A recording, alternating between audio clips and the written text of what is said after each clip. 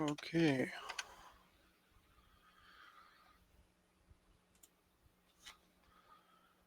So I think we're live.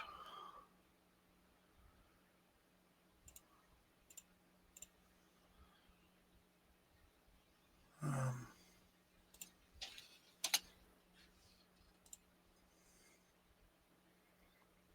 Trying out Jitsi here.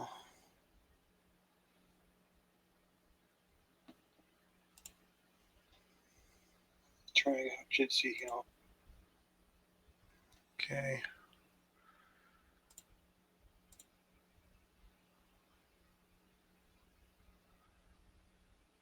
So now this is an open chat.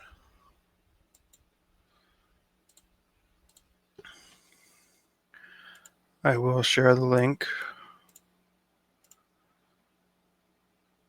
in the chat.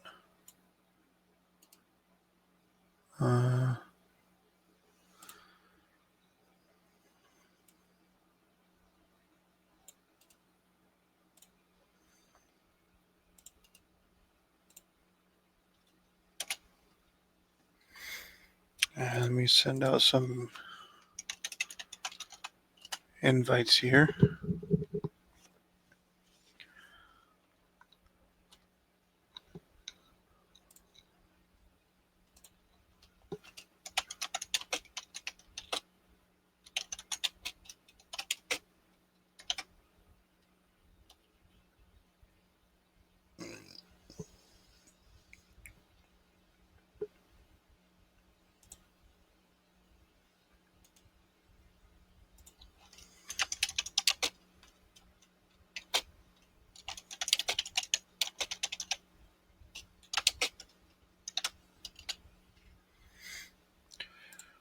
So, how's everybody doing out there?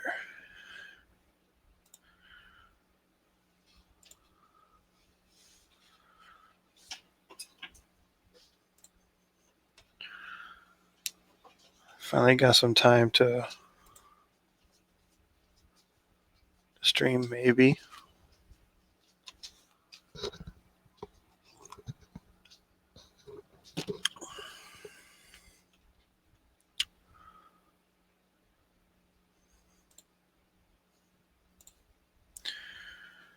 So, it's kind of a random chat today.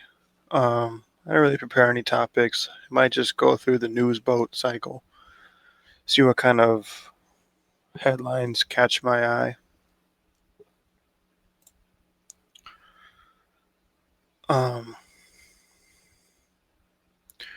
Earlier today, I talked about MPS, YouTube, which is a terminal-based YouTube browser that also allows you to download videos, multiple formats, and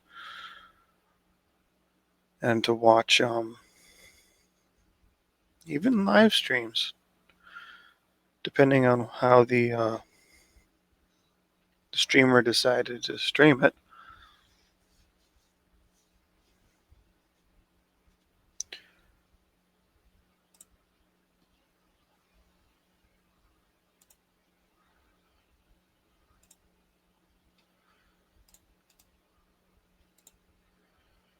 Let me just get this here.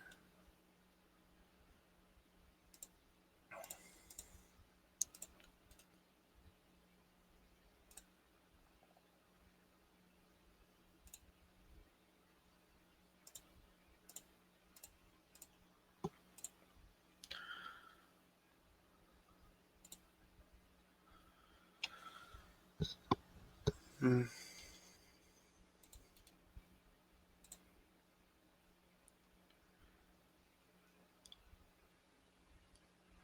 And so,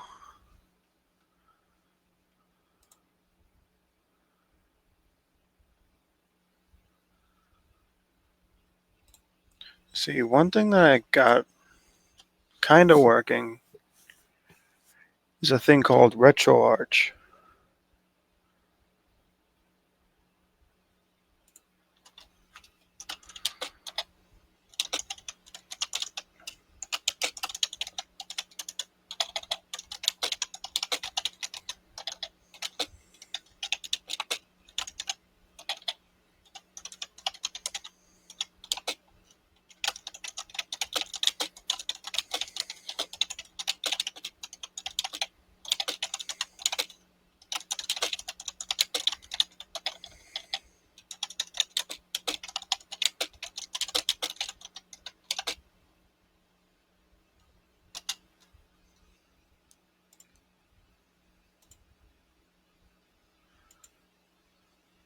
Okay, so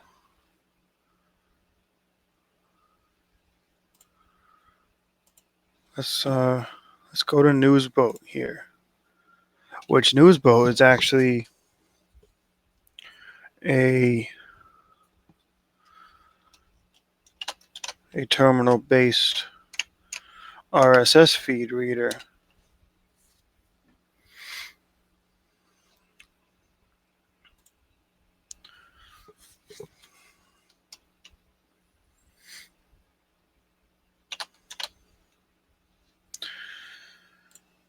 And let me see how Jitsi is going to do this here. I am streaming this directly from Jitsi, no OBS or anything. Okay, so I should be able to get focus right on the app. Excuse me. Anyway, let's see what we got.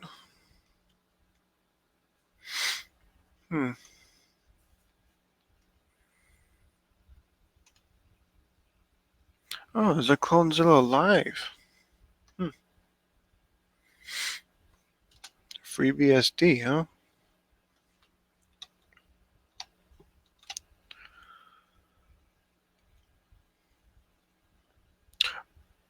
By the way, I have this set to open. If I tell it to open it in a browser, it's going to open it in Lynx, the text-based web browser. So it looks like here's a article on FreeBSD.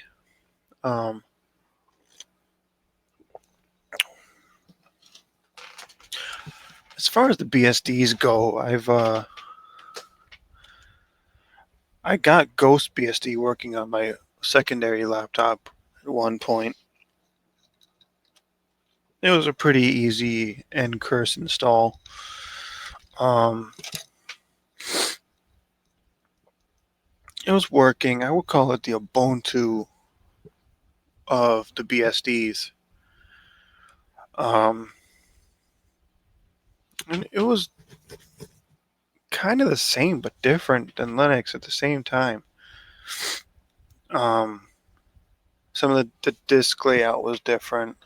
The naming convention was a bit different. The package management was a bit different. As far as FreeBSD goes, my experience with FreeBSD was not a good one. I tried to boot the live environment onto bare metal, and it wouldn't take because it didn't like my partitions. At least that's what I can gather from the error message that I received.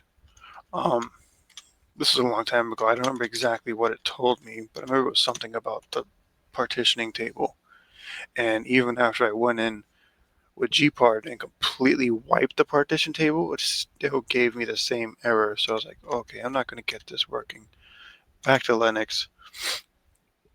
And I respect BSD. I respect the what they're trying to do. But I'm not sure it would work out for me.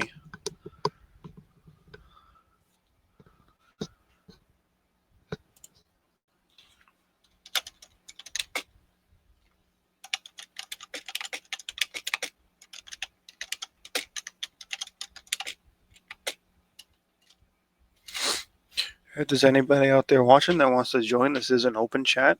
I'm doing this through Jitsi. The link to this particular reading is in the chat there.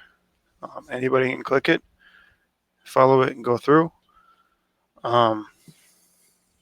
This is kind of a random chat. I decided to go through the Newsboat feed, the headlines here.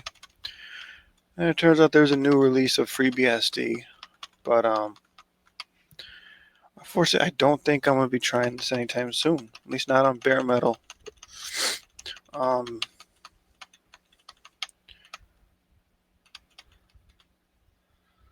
I might try it in a virtual box. FreeBSD did boot at least into a virtual box for me. Okay, so it looks like here it says the FreeBSD team has announced the launch of an update to the operating system's X.11 series, FreeBSD 11.3. The new version updates build and compiler tools, upgrades the package manager, improves jail logging messages, and updates the KDE Plasma and GNOME desktops. I did not know that KDE and GNOME were available for FreeBSD.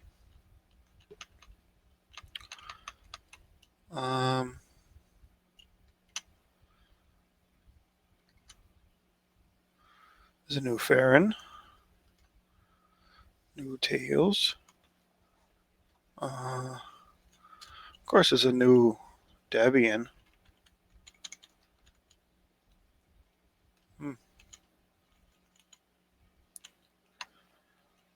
Dragonfly BSD. Never heard of that one. Check out.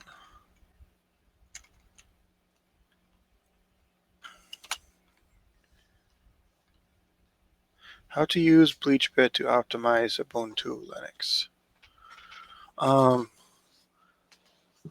That's easy. You follow Hillary's example, right? If it's good enough for Hillary Clinton, BleachBit should be good enough for anybody, right?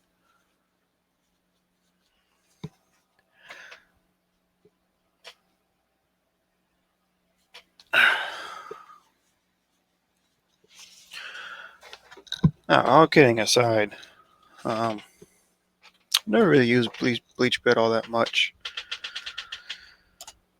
Let's open it in a browser here.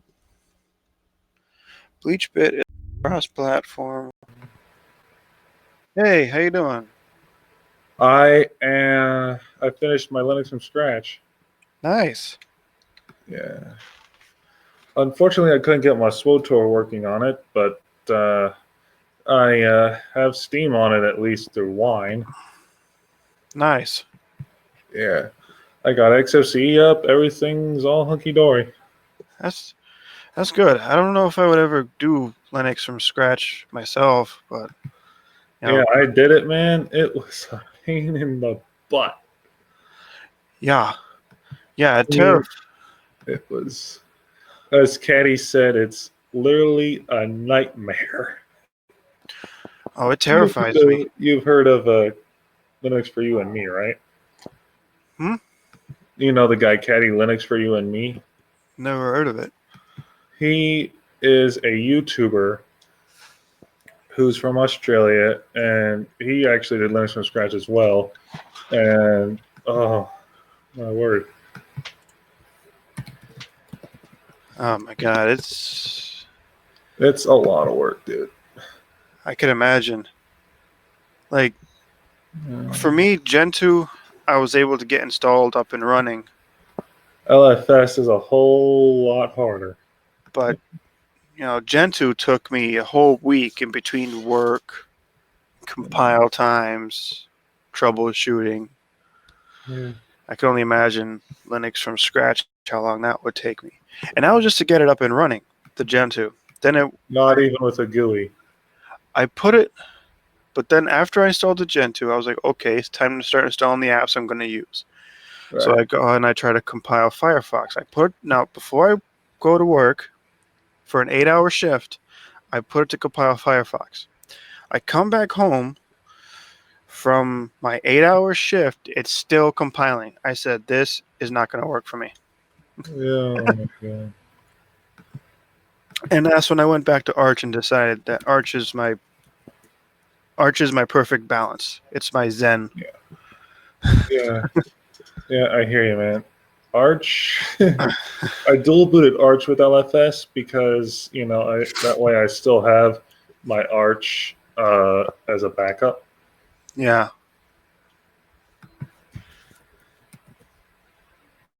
Yeah.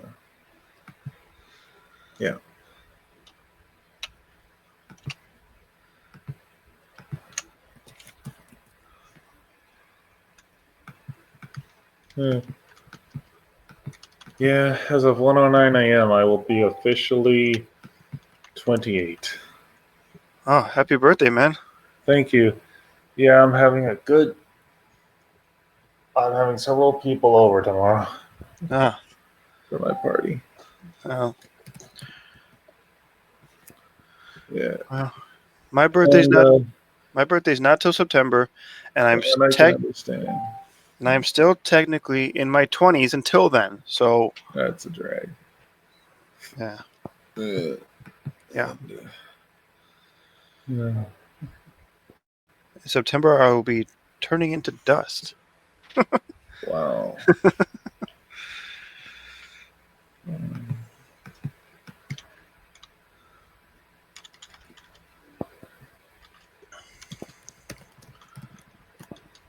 So I was Mhm. it's kind of a random Jitsi thing. talk. Yeah. Yeah. But it took me 3 whole days to compile LFS from start to finish. Holy crap. Yeah. And that's non-stop working. Yeah, because that would have been because for me it probably would have taken me a lot less time to do Gen 2 if it wasn't for like work and stuff.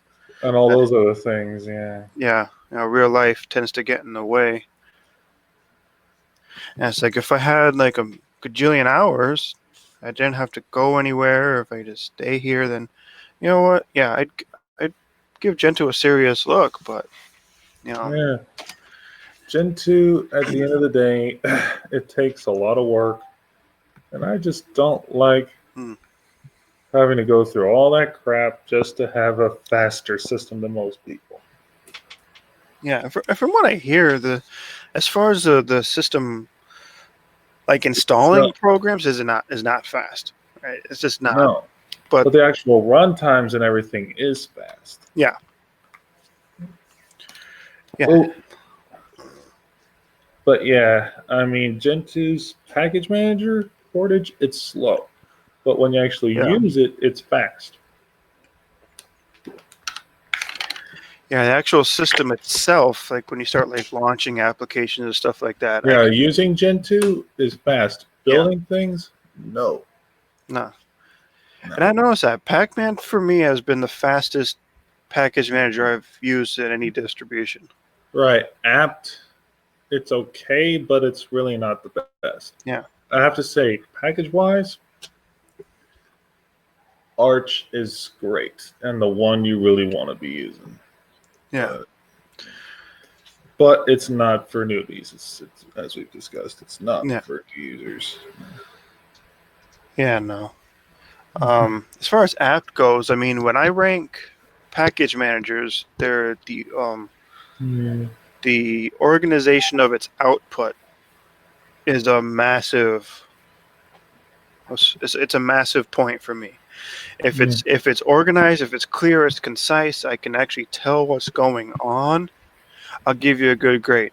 That means DNF, Zipper, Pac-Man, and to Yeah. a certain extent, Portage gets a good grade for me because they all tell me exactly what's going on. It's all spaced out, nice and neat. Some of it even gives me colors. Yeah. Apt, like I didn't even understand what a package manager did when I was running in my old Ubuntu days because its output was so sloppy, and it still is to a certain extent. Yeah. I mean, in my experience, every other package manager that we've had sucks. Yeah.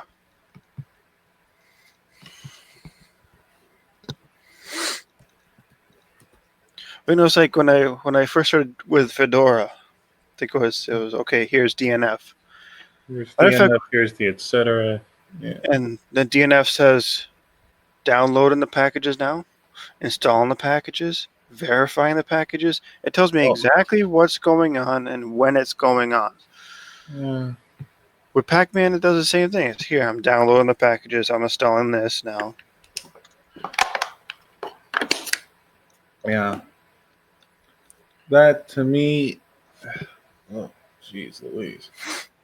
I'd Like, rather not have to deal with that, truthfully. yeah. Anyway, I'm going to go ahead and drop because a friend wants to watch a movie. Okay. I'll see you later. Enjoy the movie. Alrighty, so back to the stream here. Just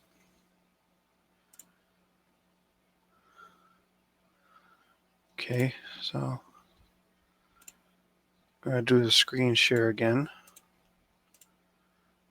Get into my Newsboat. And we'll go down and see what's going on here. As far as news goes.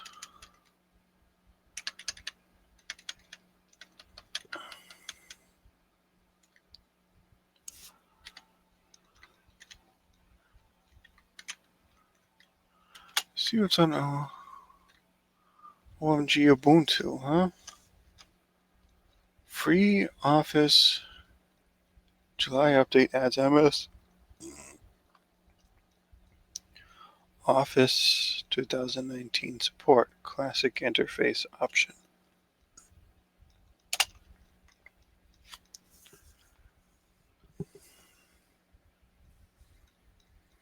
Hey Sleepy, how you doing? I put the link to the chat in the chat if you want to join. I'm just going through random news cycles here. I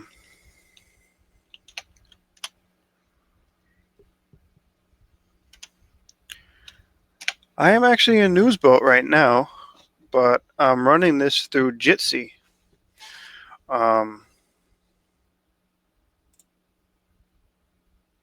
Yeah. See, I was just doing what's it called? Screen share.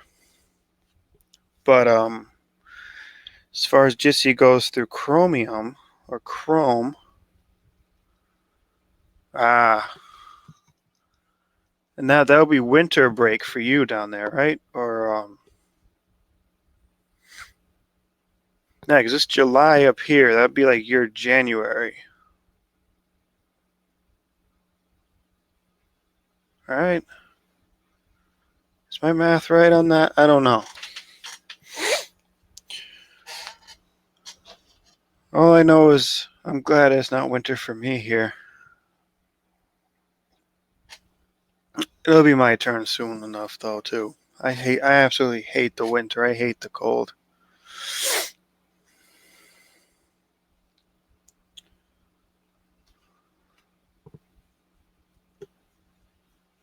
Ah. Yeah, everything's backwards. I don't know how that would affect me. To have the seasons just flip on me like that. I've been to the tropics for Christmas. I've been to Puerto Rico for Christmas time once and New Year's. And that threw me through a loop. I was expecting it to be cold and kept grabbing for my jacket and then remembering it's 110 degrees outside.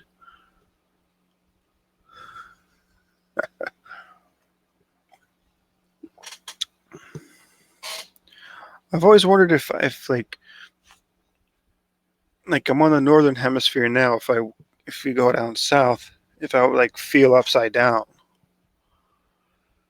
Like, I don't know. I don't know. But then again, I mean, if you talk to the experts, the Earth is flat and there's no curvature, and I'm not. I'm just being a dummy now. Yeah, the experts say that the Earth is flat. It's a disc, right? First they say it's a disc, and then they go to the Bible and they say, well, Jesus said he's going to call his elect from the four corners of the earth. And then they go and say that the four corners are off the edge of Antarctica, right? And so here's a perfect case of an inconsistency in the flat earth theory, because how can you have a circle with four corners? Like, how can you say that the Earth is a circle, and then go and say that, you're gonna fall off the it's just ridiculous what these people believe. And I mean, I'm a Christian. I believe in the Bible. When Jesus says he's going to bring his elect from the four corners of the earth, he's talking the elect in that verse is the Jews. He's talking. He's going to call the Jews back to Israel. Okay, now there are no corners on a circle. And how many Jews do you know that are living in Antarctica? All right. I mean, a circle can't have corners, but continents on a sphere can. So, I mean, everything adds up that the Earth is a ball, guys. It's a ball. Okay, it's a sphere. And if I start talking nonsense about the flat Earth, I am joking.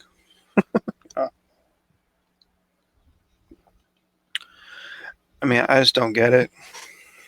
I just don't get it. I stood up in 2015. I don't know if anybody was around back then, but there was like from 2014 to 2015, there was 4 blood moons, each on like a major Jewish holiday or something. And the last one in 2015 was the only one that was going to appear in my area. That was going to be visible from where I am on, planet, sphere, Earth. And I watched it. And keep in mind that a blood moon is an eclipse where the sun casts the shadow of the Earth onto the moon. And lo and behold, my eyes saw a round shadow. It was round.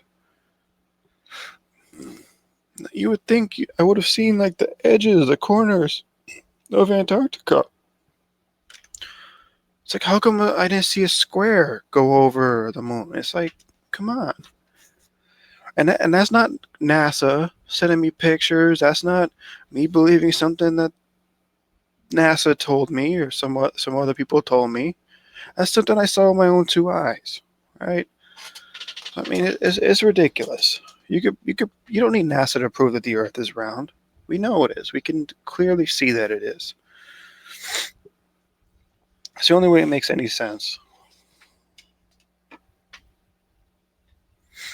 Yeah, Tux could be Jewish in Antarctica.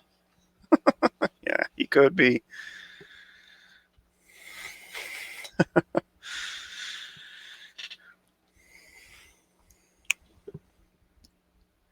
I mean, I got off into the weeds with that one, didn't I? Oh man. But I mean, it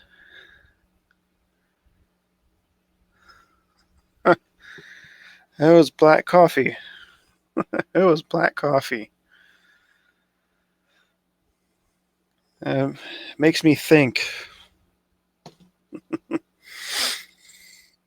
Yeah, I mean, it's nuts. It's nuts. I mean, they deny things that they see with their own 2 eyes. It's like, okay, forget NASA, because everything they do is a hoax. The Illuminati profits so much from you believing the Earth is round for some reason.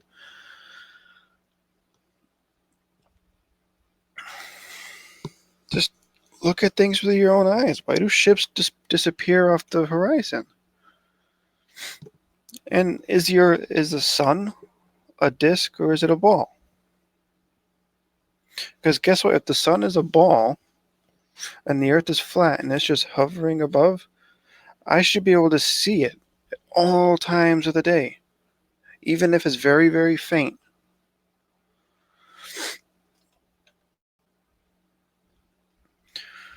I mean, man, this should be a topic for a separate video, really. I'll get back into. Yeah, Sleepy is true, but they'll deny it. They'll deny it. I told these people, like, listen, I watched the eclipse. I saw the shadow of the Earth on the moon. It was round. You can't say, oh, you just believe in NASA. No, it's something I saw with my own two eyes. Their response to me was, no, you didn't. It's like, well, okay, I know what I saw. And like, I don't know if anybody saw Neil deGrasse Tyson's interview with I think it was with Joe Rogan, where he talked about the flat Earth, and he says there was this guy who tried to say like we never went to the moon, right? And so Tyson asked him, okay, what kind of evidence would you need to prove that we went to the moon? And he says, well, I need a photographic evidence of the moon landing. And so the Chinese, whatever, space shuttle went around the moon, took a picture of the moon landing. And deGrasse Tyson shared that picture with this guy. The guy says, oh, that's a hoax. It's like, well, okay, you're not ready to be convinced. You're not ready to be convinced at that point. It's like, come on. It's like, from if you're looking at it from a Christian perspective, this guy by the name of Kent Hovind has a very excellent, I think it's a 3-part series on why the Earth is not flat from a Christian perspective. And I thought that was pretty good.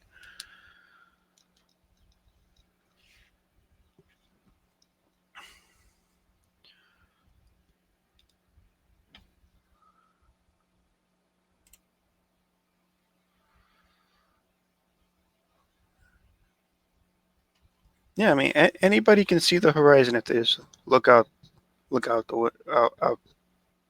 out to sea or whatever. And it's like,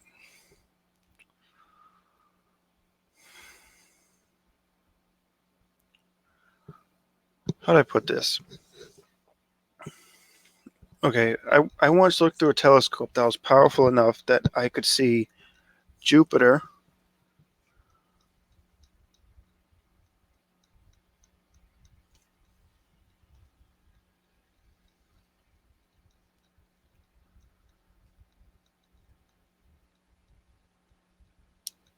mm, no, I don't think it was. No, the church had for a while paintings of around Earth. Um, at least the Church of England, their scepter has a round Earth at the top of it.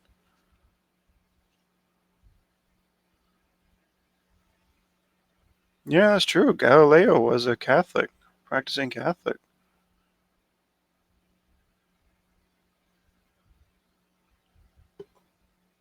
Isaac Newton was a Christian as well.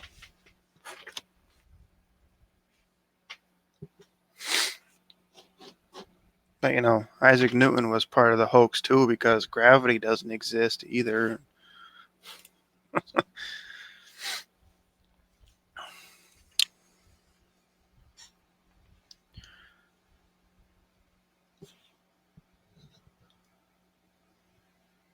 Yeah, no, if I remember correctly, the Sumerians back 2,000 years ago had mapped out the stars and all that. They knew the Earth was round. The Egyptians did. The Mayans did. Um,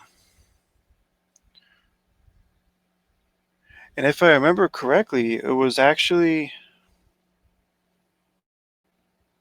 when Christopher Columbus set out to sail around the Earth, everybody already knew that the Earth was round at the time. The dispute was over how large the Earth's circumference was. And Columbus actually thought that the Earth was half the size that it actually is.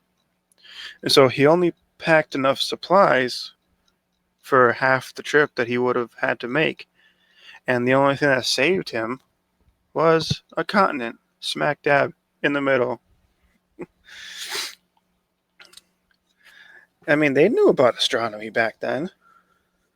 They knew about the eclipses. Matter of fact, Christopher Columbus was a bit of a butthole.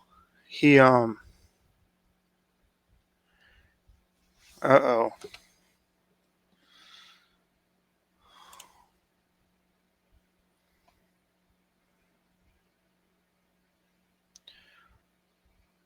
Hey, I'm gonna remove that one. Uh, Behave yourself, Inglorious. There, I'm gonna just like remove you from this thing here. But Neil deGrasse Tyson was talking about how Christopher Columbus used his knowledge of astronomy to trick a tribe of natives in the Dominican Republic, which we know now is Hispaniola. And he told them, my God, he asked them for extra supplies for his trip. And they says, no, we can't give you these extra supplies because we only made enough for us for this year. So Columbus got angry and he says, listen, my God is more powerful than your God. And if you don't give me the supplies, my God's going to turn the moon red like blood. Now, Columbus knew about the eclipse that was going to happen. He knew it was coming. And lo and behold, the eclipse came. The moon turned to blood. And all the natives started, here, take all the supplies, take all the supplies, take all the supplies, because they thought they were done for. Nobody knows what happened.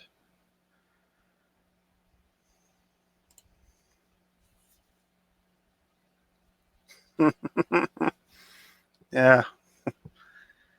Cristobal Colon, right? That was his.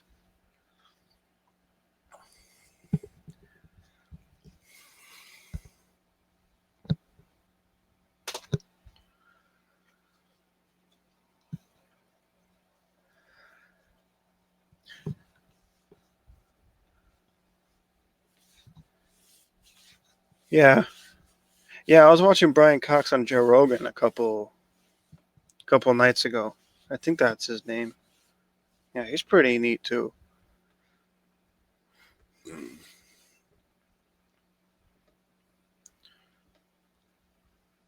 Yeah, I mean, as far as the Bible goes, it talks about a round Earth. No, Columbus was not the one to discover the Americas. Um, let's see. If you want to go far enough back, let's see. There's some rumors that the Greeks were here or the Phoenicians because there wasn't enough gold in Europe and in the Middle East to account for all the gold from the Golden Age.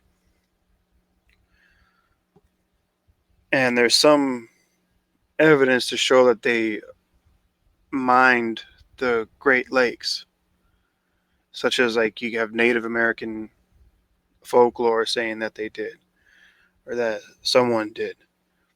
And there's evidence that a lot of resources were taken from the Great Lakes before Columbus ever got here or anybody else did. And it wasn't the Native Americans mining the Great Lakes. So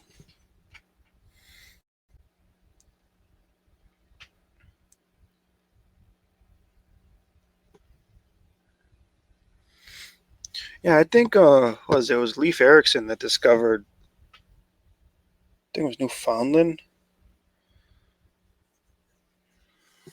before Columbus did. I mean, I guess it all depends on how much you believe from the Book of Mormon, I guess too. They talk about how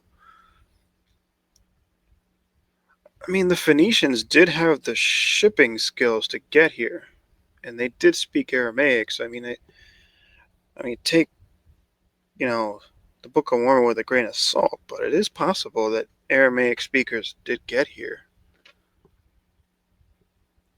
It's not out of the realm of possibility.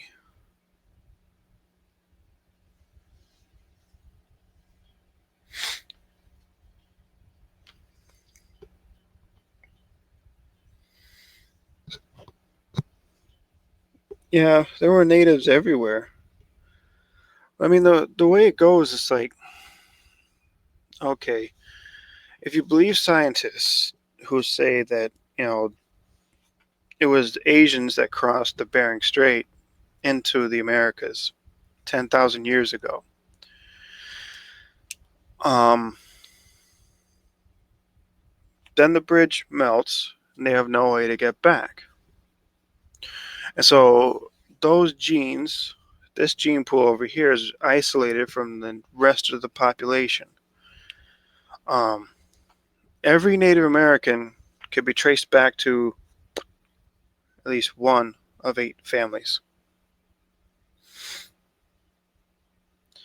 And they were starting to have some issues, some genetic issues, and they still do. For example, they can't process alcohol the way that other people can. They tend to have some serious issues. They do stuff that, and so like they were going to have to be reintegrated into the rest of the gene pool at some point, and somebody was going to discover them. And I mean, I think at that time, with all the empires that you had, with all the other countries that you had, Europeans were their best deal. I'm sorry.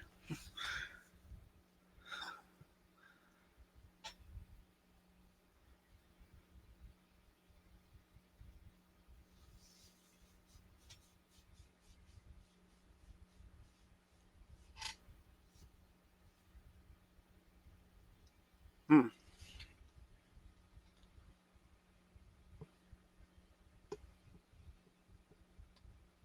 Wow, I started this talking about Linux. Now it's become history class. Wow.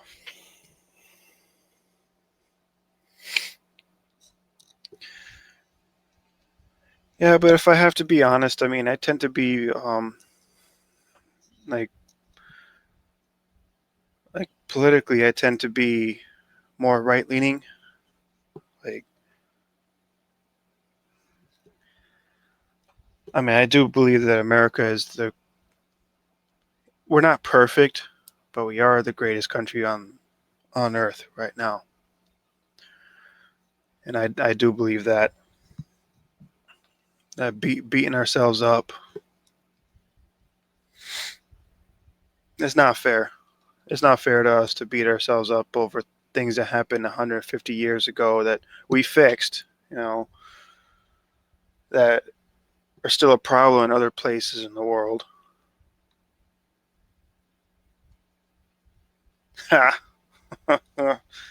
Yes, I am from Springfield, Mass, the home of basketball. Yeah, basketball was invented in my Springfield, but I don't think that's the Springfield that Matt Groening based The Simpsons on. Um, the reason being that there's this guy who does videos called it's called the Film Theorist. He has another channel called The Game Theorist, but he's got this other one called The Film Theorist. And one of the things he tries to tackle is which Springfield are the Simpsons from? Because like I think all but like 2 states in the U.S. has a Springfield, and he concluded that it was Springfield, Oregon, and he made a very strong case for it because he pointed out that that's where I think either Matt Groening or someone close to him is from. And he pointed out that all the characters in The Simpsons are named after a street in Portland, Oregon.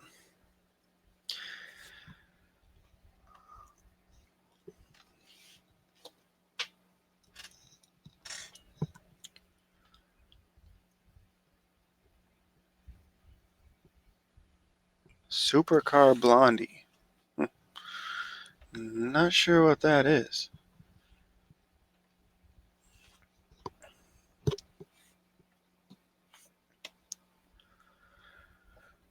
Yeah, so in other news, I gave up on the new keyboard.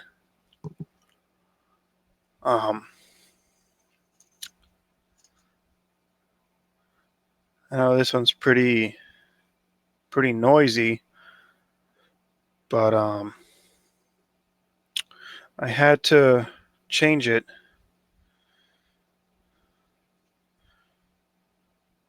because of the location of the mod key. And the other one, the flatness of it made it very hard for me to hit the keys and get them right. I was mistyping everything. It just wasn't working. But it only cost me $20, so that's why I try not to buy things too expensive.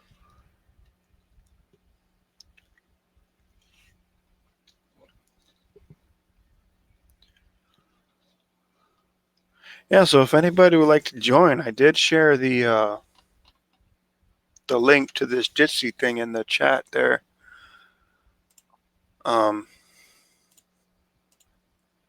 Before we got into the weeds there about the flat Earth, I was going through Newsboat headlines here.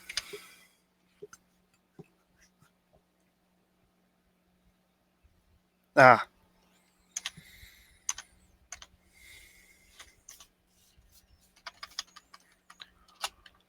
Let's see what's in its FOSS, I guess.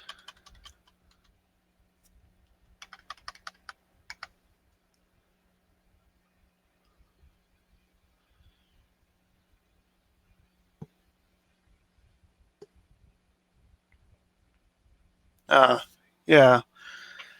Yeah, to be honest, I just don't like the flat keyboards.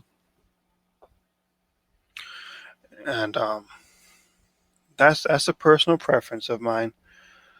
But a bigger issue that I had with this other keyboard over here is Sleepy, you know about this because I know you run i3.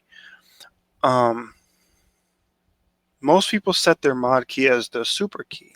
And if you're using a tiling window manager like i3, everything you do is tied into that super key, the mod key. Most keyboards put either two super keys on it, one on each side, or if they're only going to put one super key, they put it on the left hand side. And so my muscle memory has me reaching my thumb down on the left hand side to hit the mod key. But on the other keyboard here, they put one super key, or one mod key in my case, and they put it on the right hand side. And it's just a pain. Like, my muscle memory was all out of whack. Mostly because I'm on the ThinkPad here and I switch between the wired keyboard and the laptop's keyboard. And I don't know. It's just a lot. I mean, my muscle memory just will not take it. But anyway. Yeah. Now imagine, Sleepy, if you take the super key and put it on the other side of the keyboard.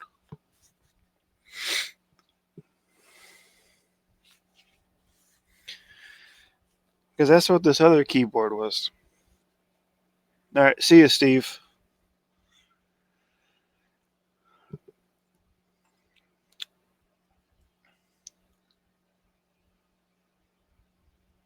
Hmm.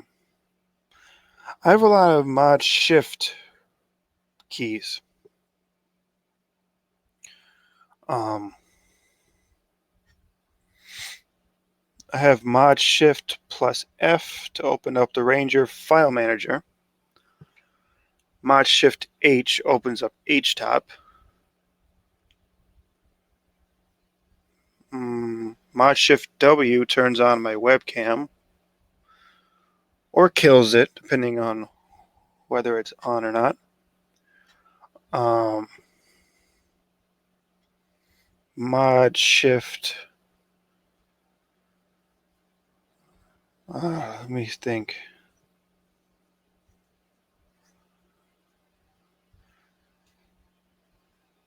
Yeah. The reason I don't use Alt as my super key is because Alt is a mod key in a lot of applications.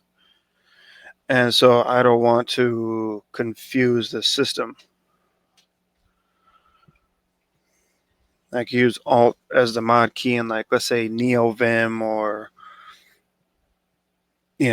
some other app that requires a mod key for that, and just use the super key as the system-wide mod key.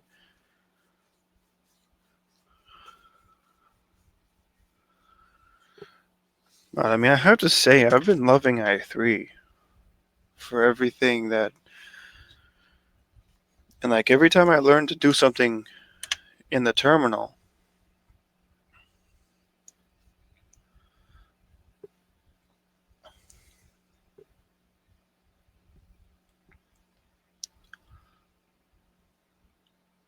yeah, I use control.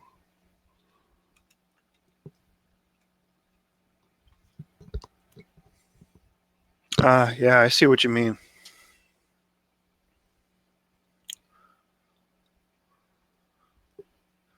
Yeah, I kind of just followed the examples I saw in the default config file. And I was like, okay, if I try mod plus one letter. If that's already taken by a shortcut that I need, I will try mod shift plus the letter. So mod shift plus the key is like my backup.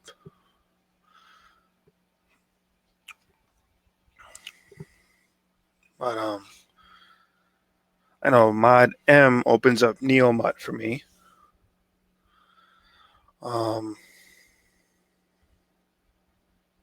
Mod shift space switches the layout. So like mod shift space will switch the current window, the focus window, either to tiling or to floating, depending on what it's in.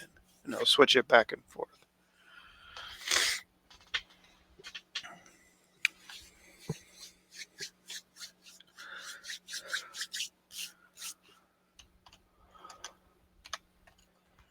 Ubuntu or Fedora? Which one should you use and why? The answer to this question here is Arch. Enough said. But just to entertain it, we'll see what's going on here.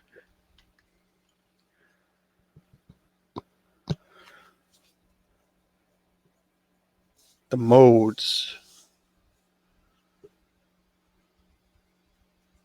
Oh, you mean like being able to change the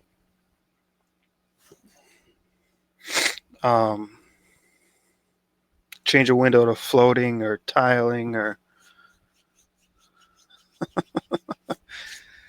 no, I don't mind Fedora either. I think Fedora is better than Ubuntu.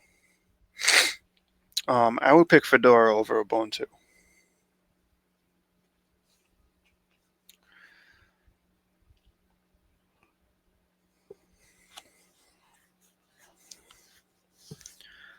Well, I know you can switch the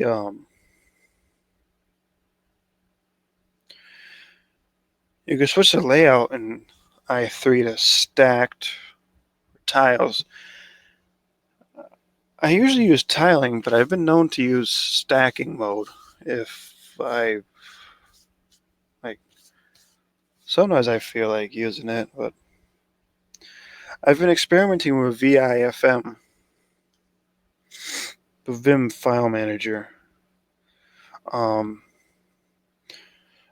the only issues I've been having with it is I can't get it to display images the way Ranger did, and I can't get it to display file info like as a preview.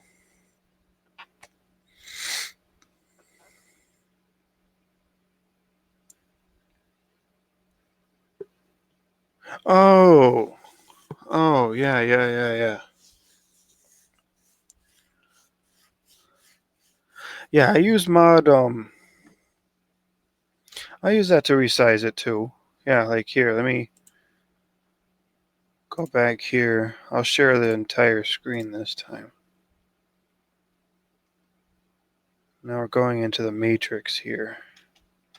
I'm going to move Jitsi over to workspace 4. Let me know if I freeze up. Did I freeze? I know I sent that to a different workspace.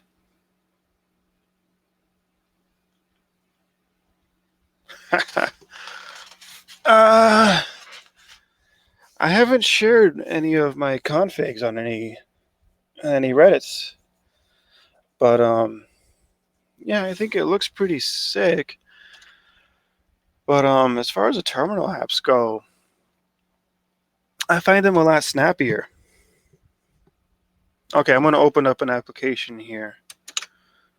Did you see Rofi open up?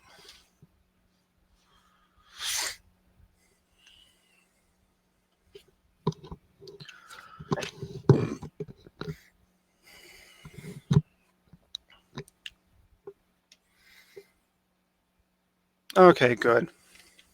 Because I had an issue with that before where I pushed Jitsi to another workspace and it just froze up on me. But I was capturing the app through OBS and it froze on OBS, so maybe it was an issue with OBS. But anyway, what the heck was I gonna do now? Um oh yeah, like I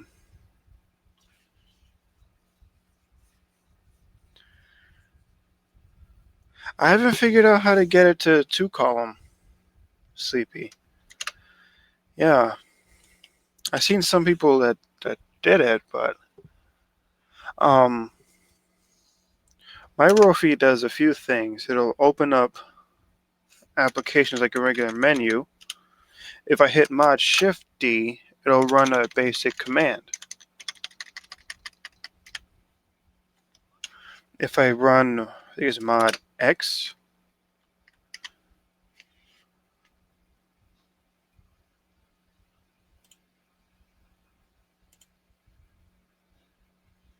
yeah.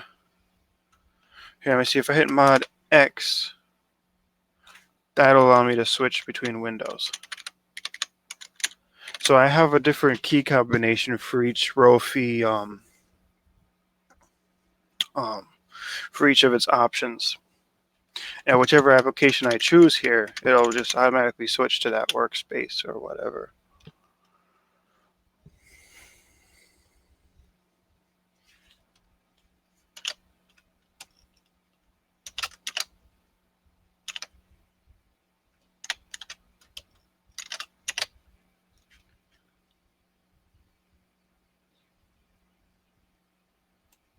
Okay, let me see. So we're about to see Ben running an experiment here.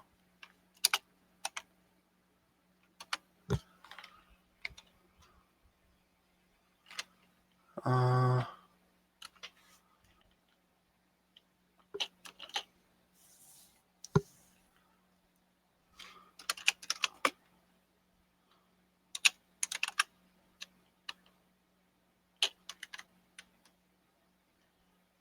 Why is Rofi all of a sudden not a recognized command? Ah. Yeah, yeah, see, I learned how to do this, the combo thing. The reason I don't use it, and it is pretty sweet, is because I haven't figured out how to get the icons into that. And so I just set different key combinations to get a different Rofi.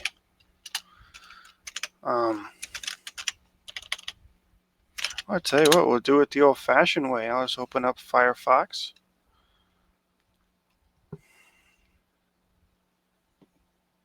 And I'll look up how to get to columns in Rofi.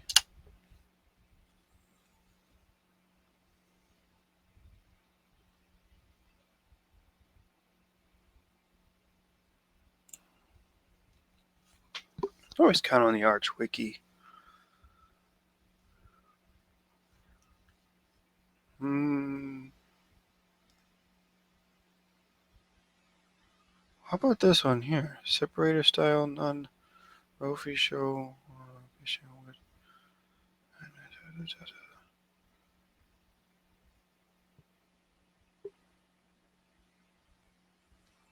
Oh.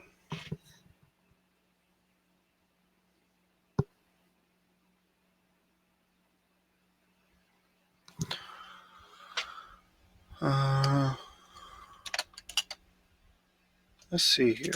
Rofi.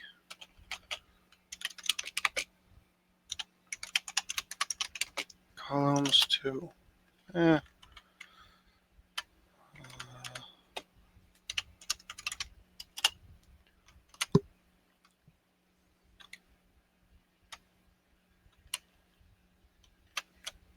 Don't mind me. This is me experimenting. I might just do this later, but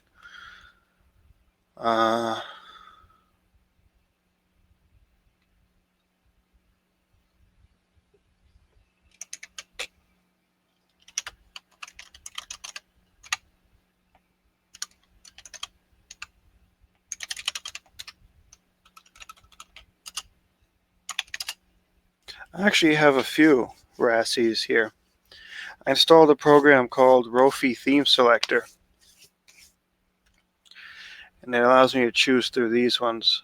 So, but what I'll do here is I'll just go to config.rasi. Oh, so it just says import themes dark blue RASI.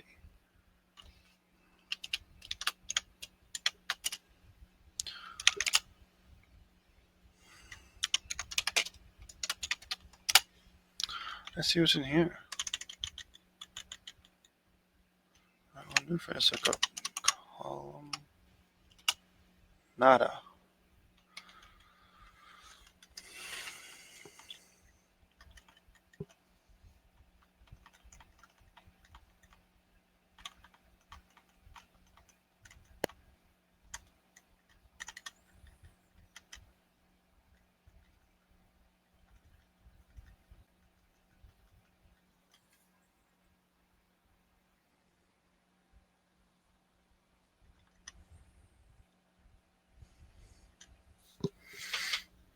You know what?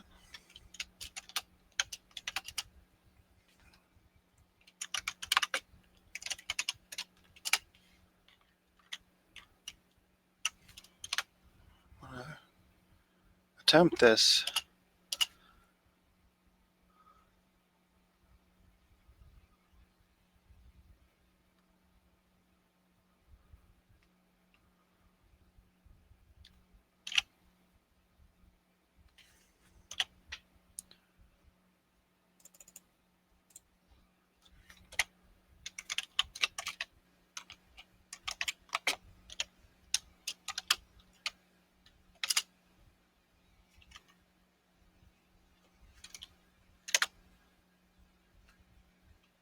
Whoops.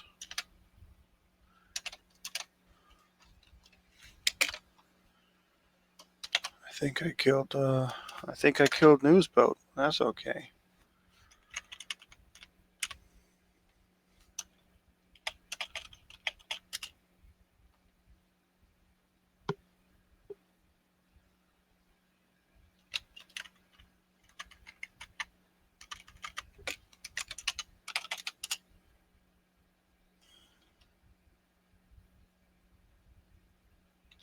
Hmm.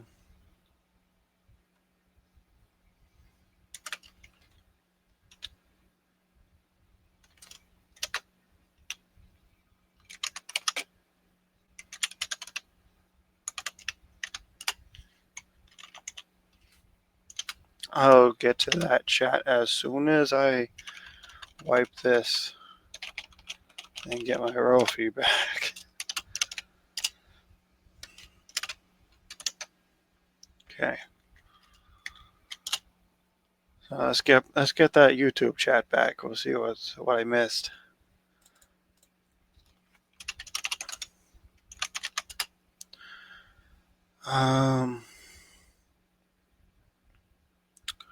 I'm thinking, what if I add that to the dark blue instead? Because it looks like it's importing the dark.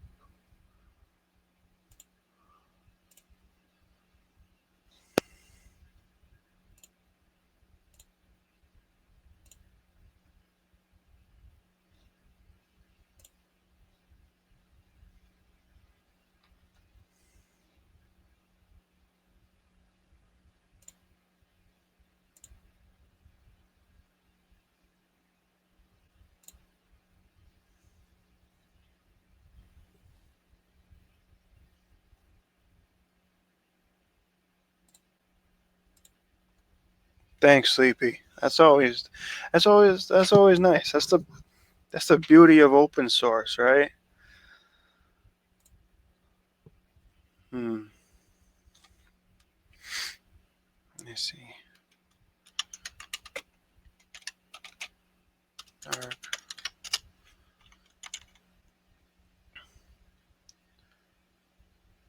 Hmm. I'm wondering, what if I made it? I might have to give it a bracket. Let's see, config. Ugh. You wanna know what I did there? I accidentally put a single quote at the end. That's what borked that one. Okay. So we're gonna try it, but this time with brackets.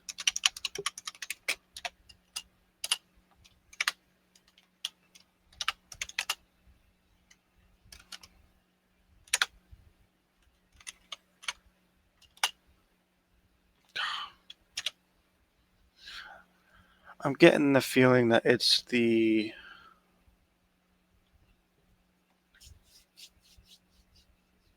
you know what, I'm gonna give it I'm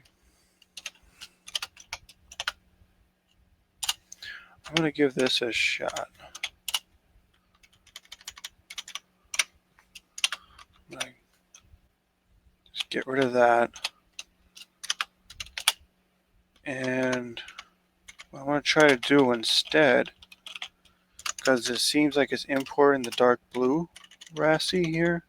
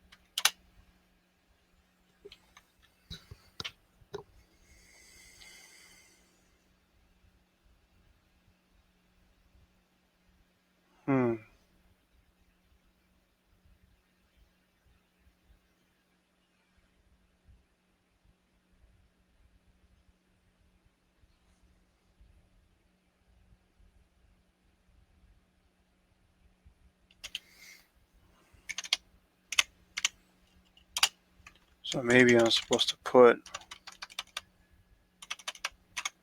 maybe what I'm missing is a semicolon.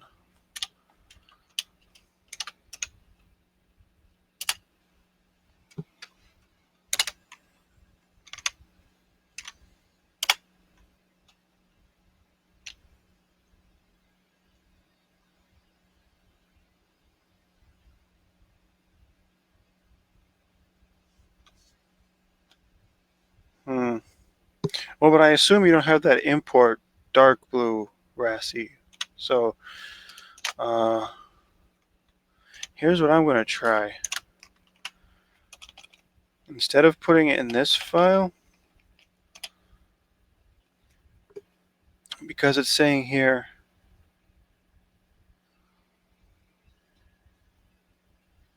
on Dropbox.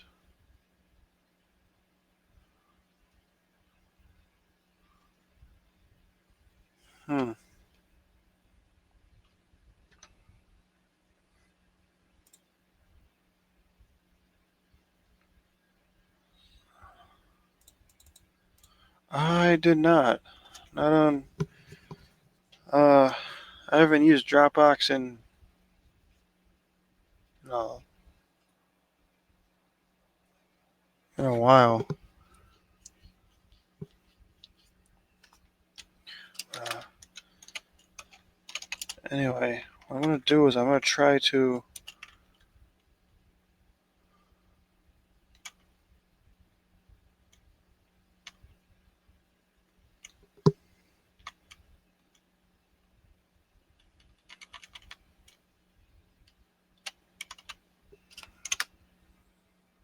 Give this a shot here. Columns.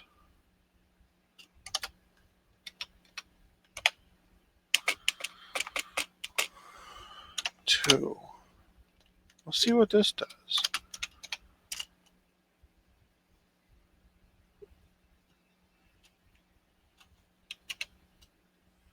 Uh,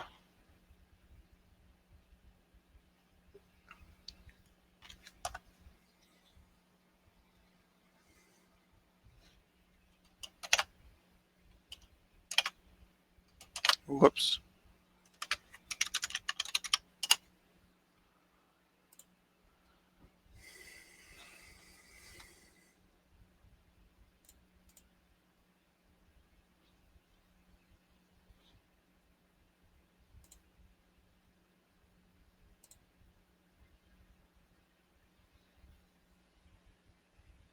Hmm.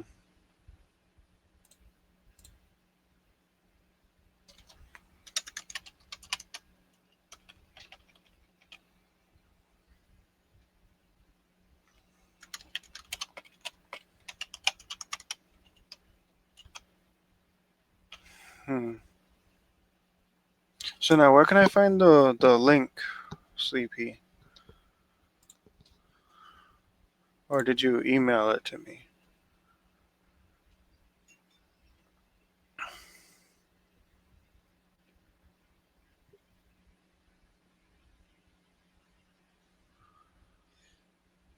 Um,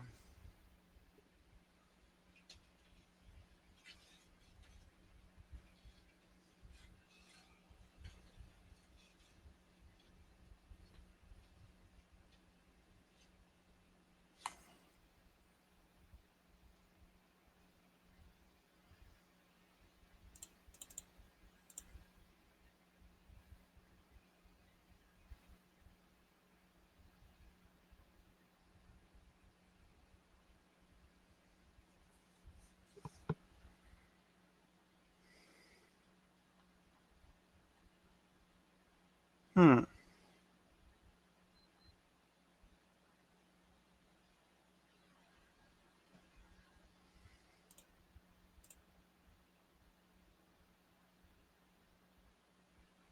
Oh, right. I forgot about that. Add moderator. Yeah, Vince, you've been promoted to mod. There we go.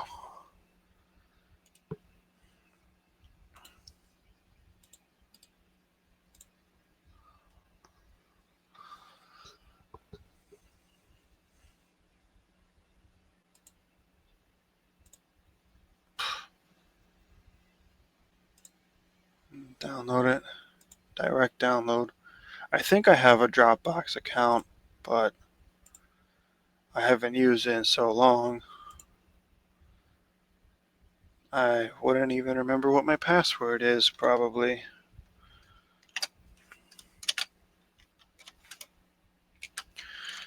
Let's go take a look at this thing. I put it in random.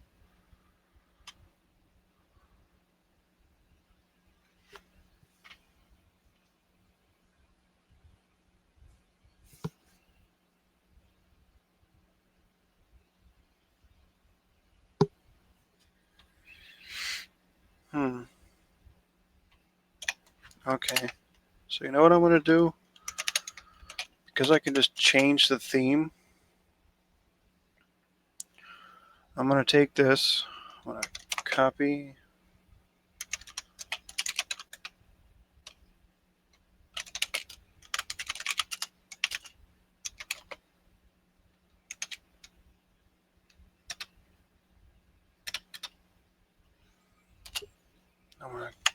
that to, I believe it was .config.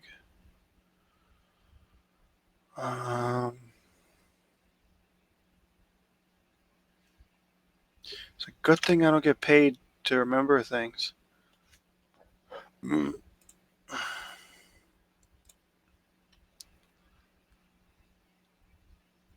All right, Rofi.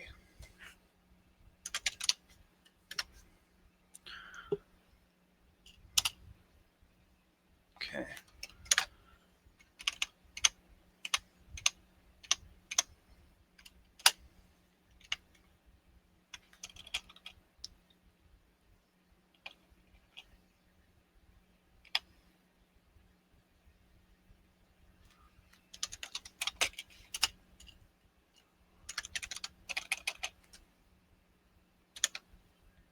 Oh, there we go.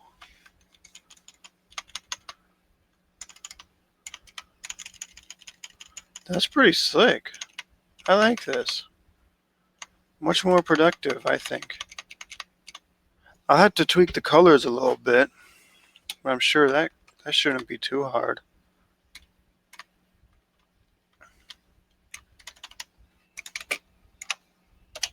Hey, thanks, Vince.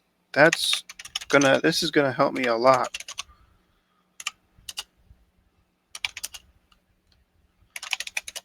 Because I've always wondered how to do that. I wonder if, yeah, it works with the scripts. I guess I don't need 2 columns for the windows. But that's pretty slick. I like that. Thank you so much.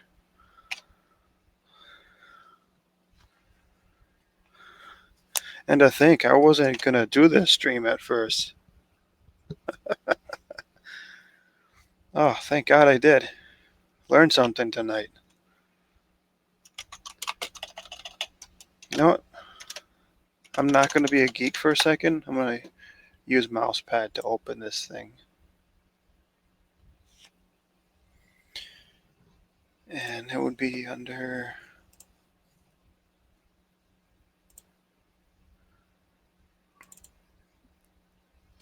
And another moral to the story here, always have a backup. See, I have config.rasc, the one I just copied over. But if that borked my system, I had config.rasc.backup. That would have just fixed everything. But let me see. There must be... Huh. So I should be able to go down here and change it back to my dark... I believe it's called dark blue, right?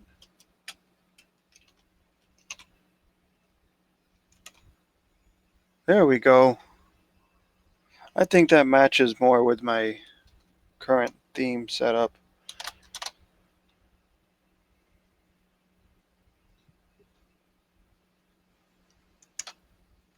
That's slick.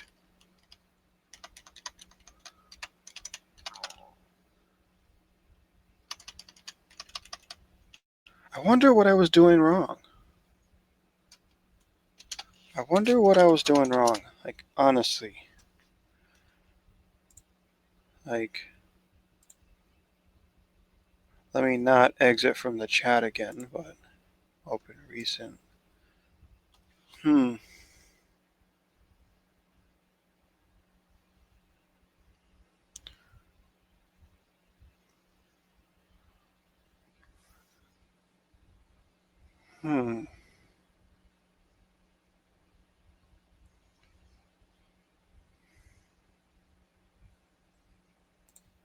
I wonder how many columns it can actually hold. I want to be stupid for a minute and make it 10 columns. Holy poop on a stick. Look at that. 10 columns in Rofi. I'm going to be pushing this.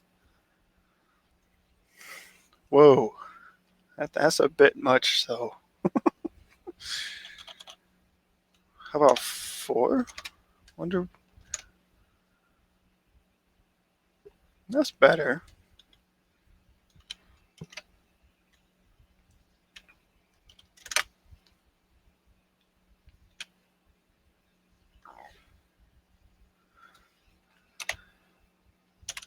Let's get extra stupid. If this kills the stream, I apologize. Holy crap. That's 100 columns.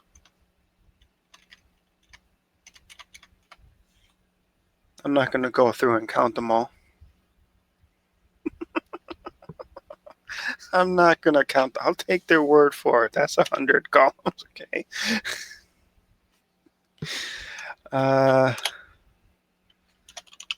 200.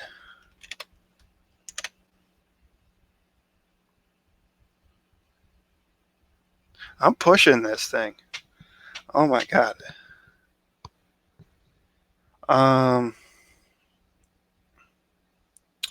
Okay, there is one thing I'm going to have to change here that I'm noticing here.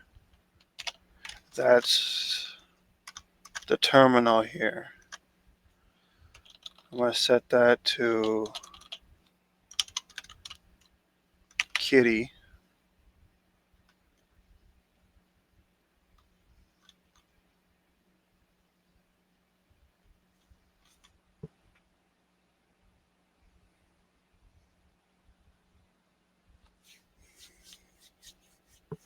Yeah, and I don't know, but have you installed Rofi Theme Selector? It came with a bunch of themes. And so, like, let's say I open up, whoops. Yeah, that was I forgot to save the config file. Anyway, if you run, make sure you do it as run, no, not drun. You'll go Rofi Theme Selector. And I can go through here and I can sample each one and see which one I like. I do like this one. So I can hit Control A to select it. Hey, Yugi. Ricky, how you doing? I have the link to the chat if you want to join. It's in the YouTube chat somewhere. If not, I can share it again. I'm using the almighty Jitsi.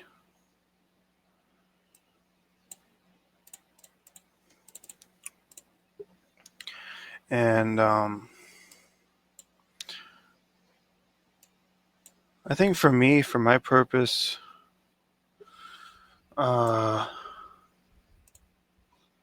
Jitsi is the best option just because of the cost factor for me. Um, that's what's a killer for me is the cost. And yeah, I'm a part-time meat department guy in a supermarket. Oh, really? A ton of themes for Rofi? Oh, yeah. See, I no no no. See, I use Arch base distros to figure some things out sometimes. Um, the way I figured out i3 was I had Arch on this system or on my main system at the time. I was configuring i3 on that one, but on my other machine I had Manjaro i3, and I was looking at that config file. I was looking at how they had everything set up, and I was using that as like a frame to kind of learn how to do it myself on my own build. So I did cheat a little bit. Okay, most of the scripts here, the i3 blocks that you're seeing up there, have been copied and pasted from Luke Smith. Okay, I'm no developer, I'm no coder or anything like that. But yeah, I got i3 to do. Hey Ricky, how you doing? Oh, I'm doing good. That's good.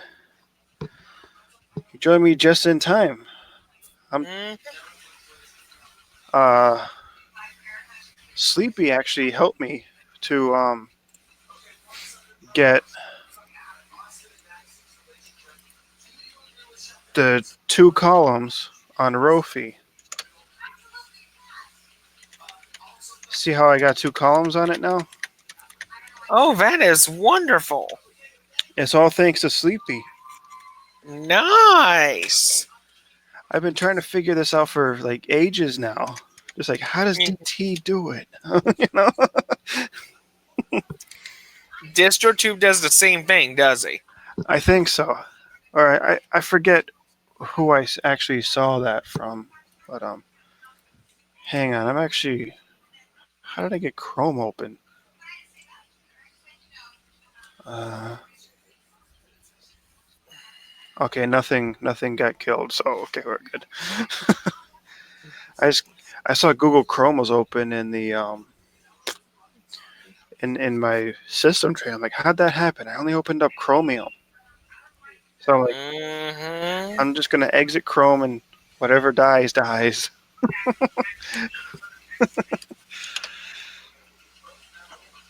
Because I set up right now. Jitsi is actually running through an ice application right Uh now. huh. That's nice. Yeah, I took a page from Steve's book on that one. I turned it into an ice application so that because like the Jitsi desktop client um, didn't actually work well for me. So I said, you know what, what's the next best thing? An ice application of the web client, right? Hmm. That way I could push it through OBS without like the borders. Right, because it's the border, the title bar, that stuff will get annoying if Yep. being so. I'm Yep. like, okay, ice is the perfect way to get rid of it. One little thing I like about Ice SSB is it's actually the best thing that Peppermint OS has ever invented, and I'm actually glad that Arch got a hold of it. Yeah, well, it's available in the AUR for all you Arch guys out there. It's available in the Hmm. AUR, but here's the caveat. Here's the catch. It's getting pulled directly from the GitHub page, so it's gonna be like the bleeding edge of it. Hmm. And I personally ran into an issue with it where it wasn't creating a directory that it needed on its own, and so I just manually created it, and then boom, it started working again. So it was an easy fix, but I mean, just know that you might run into some issues like that. Uh-huh. But that's the risk you take when you run a rolling release, right? You know, Yeah. you know what you're signing up for. Mhm. You know what you're doing when you sign that contract now. Now, the Microsoft contract, you don't always know what it says. Nope. Because who's going to read that whole damn thing, right? I don't think anybody wants to. No, nobody has the time. I mean, it's like, oh, I got this big presentation to do. There's these updates with this new user end agreement. Here, let me read through all 300 pages here. Uh-huh. Right? Hey, Sleepy, Hey guys. you're looking cold. Hey, Vinny boy. You're looking cold.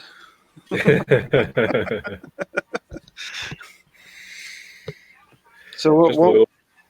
what's the actual temperature down there right now? It's actually 20 degrees Celsius, which is actually quite mild. But I'm still feeling the chill. And that's your January. So So 20 C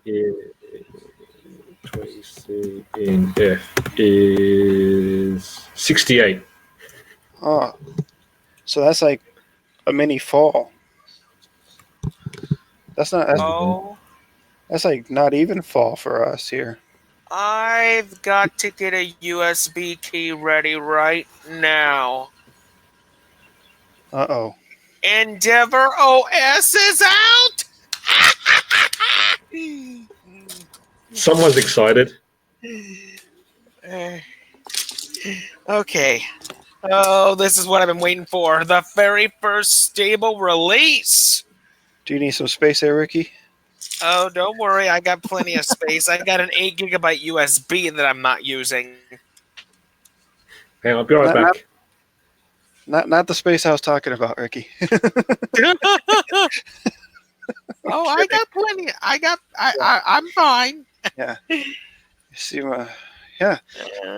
I think the guy from Learn Linux TV, Jay, he did a couple of videos showing the beta, and he was saying that while it's pretty good, he says you can't really it's very different from Antergos, from what he was saying. I think Really? like that they say it's a spiritual successor to Antergos, It is spiritual successor. That's what they said. but he was saying like some of the stuff is just too different for it to be like he wouldn't consider it a successor to Antergos. It's too different.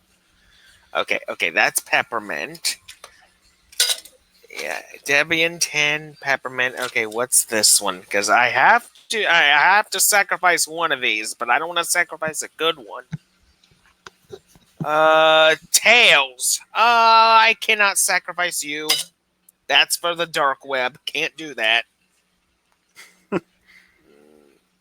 Okay, what's this one? Okay, that's Windows 10. Who needs that? Well, I still need it from time to time. I have at least a Windows 10 hard drive and a Windows 10 computer that I use for at least specifically one application. Oh, speaking of getting things to work, guess what I got to work yesterday? Right after Tom's stream, we were talking about RetroArch. You got it? I got it to run. It turns out if you're running Arch, okay, you get the cores through a group package called lib retro, and that's how you get the cores. Yeah. And that was my issue, was I kept seeing this message that says no cores. You have no cores. I'm like, well, but how do I get the cores? Aha. Go to their website. They say, okay, go to Online Updater and go to Update Cores. That's not on my menu for some odd reason. And I went to the Arch Wiki. God bless the Arch Wiki, because it's the one that told me here's where you get the cores. You know. Mind if I ask you one little question? Shoot, I might. How do I wipe a USB drive clean through the terminal? Okay. Now, I'm gonna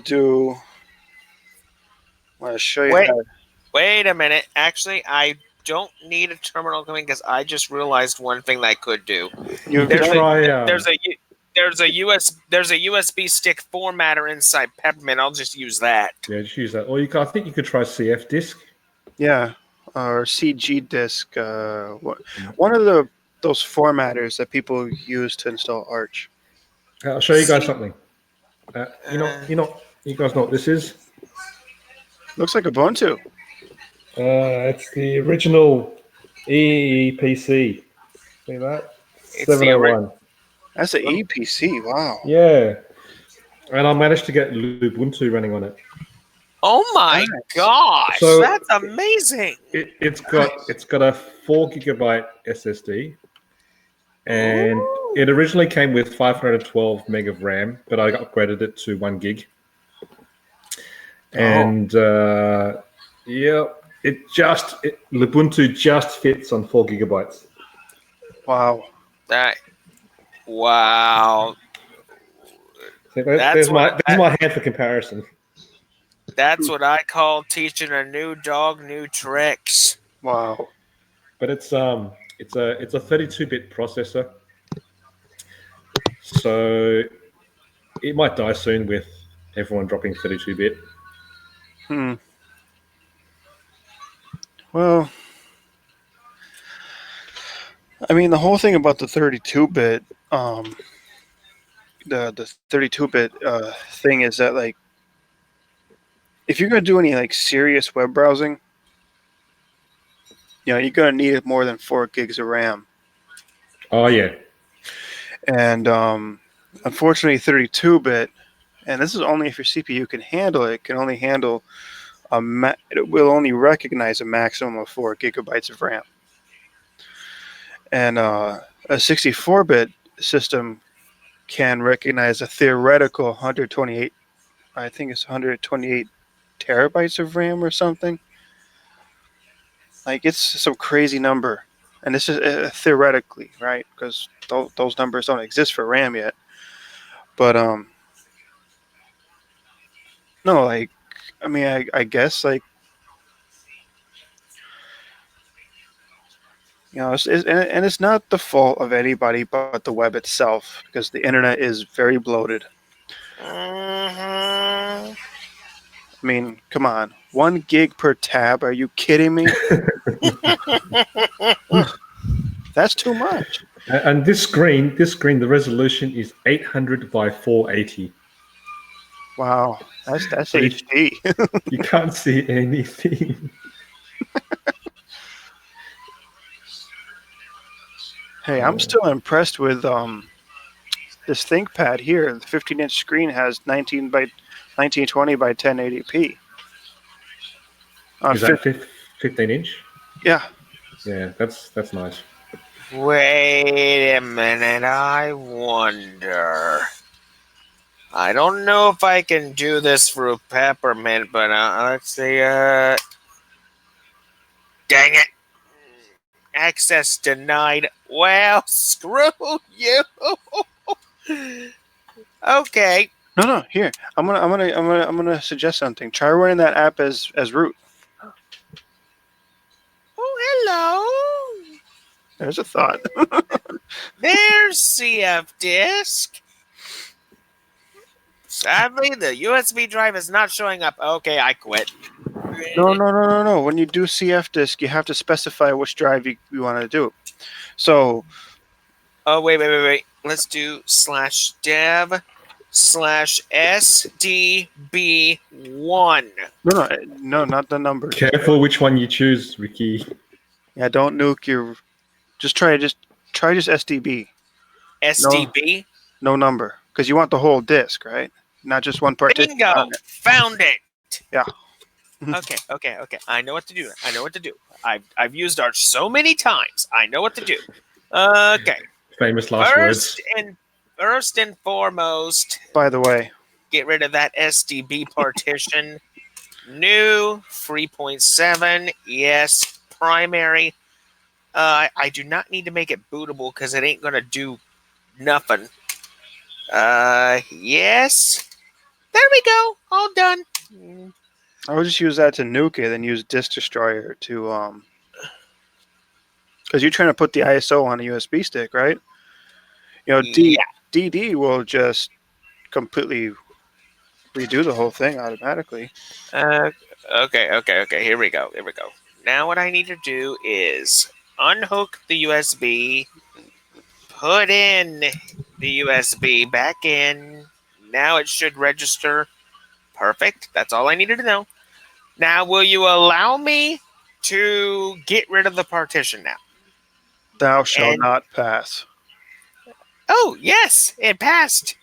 Okay, new That's so much for that. Format the thing as FAT32, and now we have a nice 4 GB USB stick. There, I didn't even need to use thanks to CF disk and the GNOME disk utility. Fresh USB stick. Okay, Antergos, come to daddy.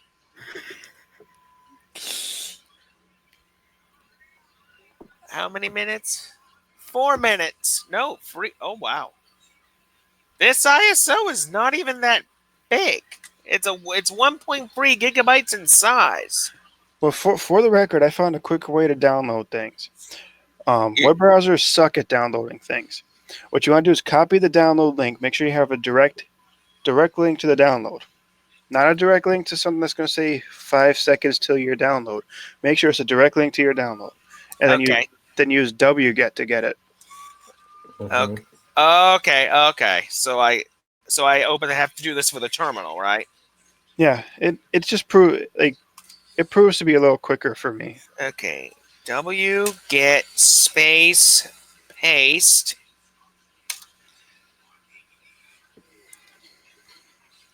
Oh wow. Okay, it's downloading a lot quicker. Oh, Yeah. Linux, I love you. Man. Yeah, I swear, I swear, it's like every time I learn how to do something in the terminal, that becomes like my default, like go-to way to do that thing from then on. Because it's just so much quicker. You should do some terminal videos if you have time. Well, Holy crap! This thing is already at 30%. I mean, if they're terminal, I don't know how much time I have left. So. All right. And there's a little timer at the end there just counting down the seconds. I like that. Okay, so while that's doing that, I want to get a bit of info on Endeavor here. I know it's Archbase. That's about it. Yeah. Well, it says right here, this is the story of it. When the popular Arch-based distro Antergos from 2012 to 2019 ended its run in May 2019, it left a helpful and extremely friendly community behind. Within the community, the idea was proposed to keep the community with its Antergos spirit alive, meaning to have Arch installed with an easy-to-use installer and a friendly, helpful community to fall back on during the journey to master the system. The idea caught many followers, so within a week, a small team was formed, and by the end of May, a roughly outlined plan was presented to the community. Endeavor OS went live on January 15, 2019. Although we provide an easy installer, after installation, you'll be having a system that runs exactly like Arch Linux. So no one-click solutions to install your favorite app or a bunch of pre-installed apps you eventually don't need. Running Endeavor OS has a learning curve, but it's not as steep as you might think, especially with the help of from the large knowledge database our friendly community has. Just ask and don't be afraid of making mistakes. We are here to help you run and understand the endless possibilities an Arch-based system has to offer. As you can read, we are a group of Linux enthusiasts who like to code and provide a way to experience Arch Linux in a friendly learning environment.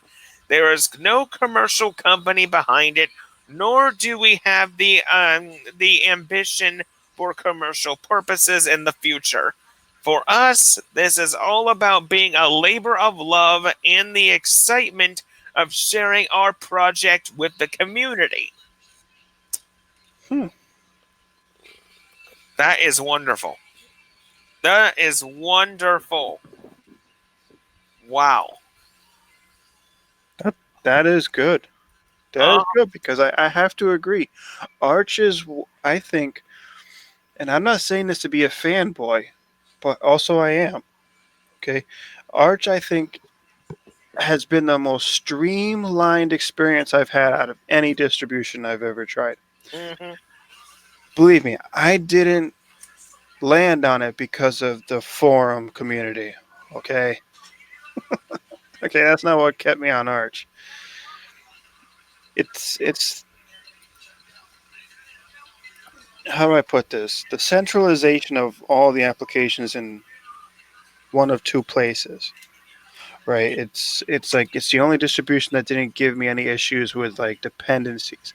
And honestly, it's like the issues you run into with other distributions are gonna scare you out of trying Arch because like, okay, I'm in a command line installer, it's a foreign package manager.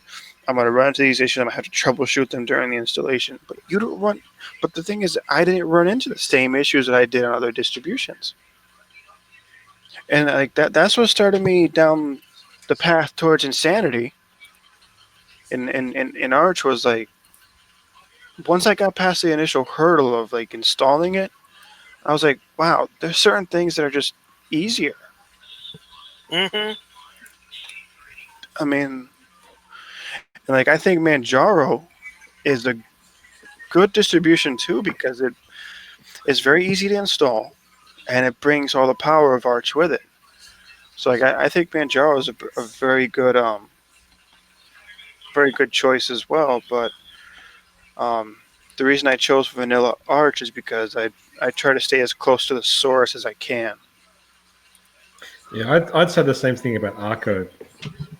Um, because if you want to try Arch, Eric Dubois got all these ISOs, and the full blown Arco ISO for me was just as easy to get installed and up and running as Manjaro. But to boot, he also provides you with a step by step process of actually learning Arch, so that you go from the full blown ISO, which contains XFCE, i3, and OpenBox, to then the Arco Linux. I think it's B that you go to, where you just have install Mhm. scripts, and then to finally D. I might have got that the other way around, but and then he's got all these videos to step you all the way through it. I will say one thing about Arco Linux. One of the things I love about Arco Linux, and I think Benjamin will agree with me, it has a beautiful, awesome desktop layout, Oh yeah, he puts a lot of work into theming. Hmm. and they Actually, all and they also have a decent Xmonad setup too. Too bad I ruined it by putting my own i3 config on there. That's one of the only program languages I never had to master yet is Haskell, and I know Xmonad does a lot of Haskell stuff. I'm not a programmer at all. I Me don't neither. like No, any. Me neither. I don't program, but the thing is, it's fun to look at the language and try to understand it to the best of your ability. You'll have to hit up DistroTube for all that. Hmm. Yeah, I try to learn. Like I tried picking up some PDFs on how to learn like C coding and stuff like that. Because like I figure Linux is written in C, so that's probably what I should learn. It'll probably go more smoothly with stuff. But Hmm. I mean, I can get it to run a math problem and then use the print function to print out the answer. That's about as far as I've gotten. Printf, hello world. Hello World.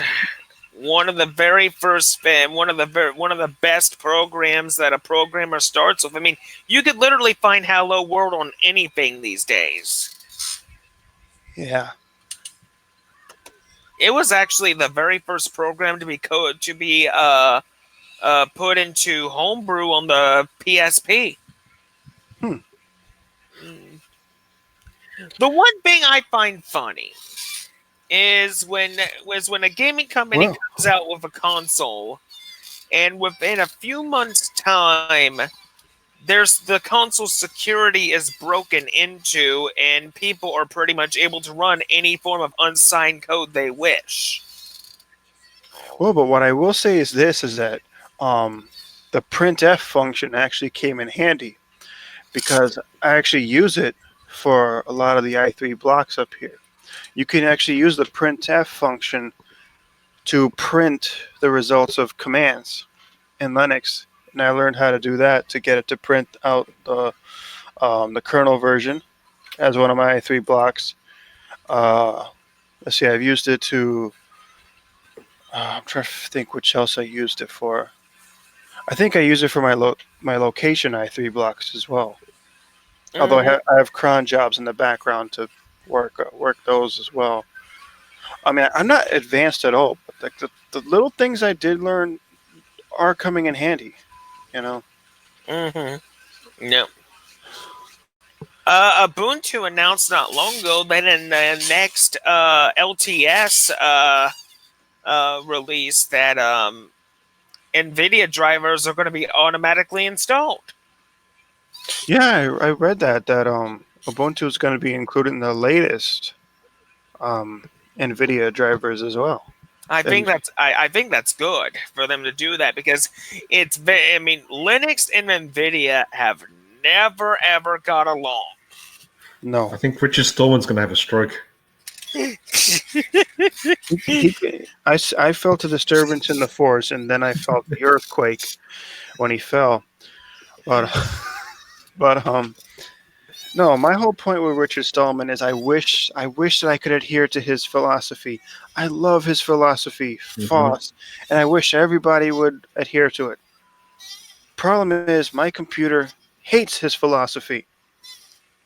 Okay, Well, but here the one thing he doesn't realize is you can't fully escape proprietary software. It's impossible. I mean, Brian Lunduk did a video where he talked about how is it easier to go full Stallman or is it easier to go full like whatever Balmer or whatever you want to say. In other words, what he's saying is it easier to go FOSS or is it easier to go proprietary? And the idea was, can you only use proprietary software? No. No, there's free software in literally everything you're going to use, whether it be your bus terminal, whether it be you using the internet. Most of the internet is Linux. You know, it's like you can't avoid FOSS.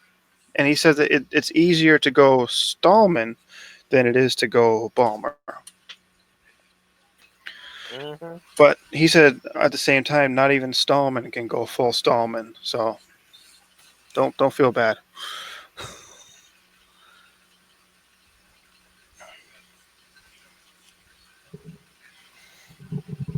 Because I mean, I'm trying to updates on this EEPC, and it's run out of disk space.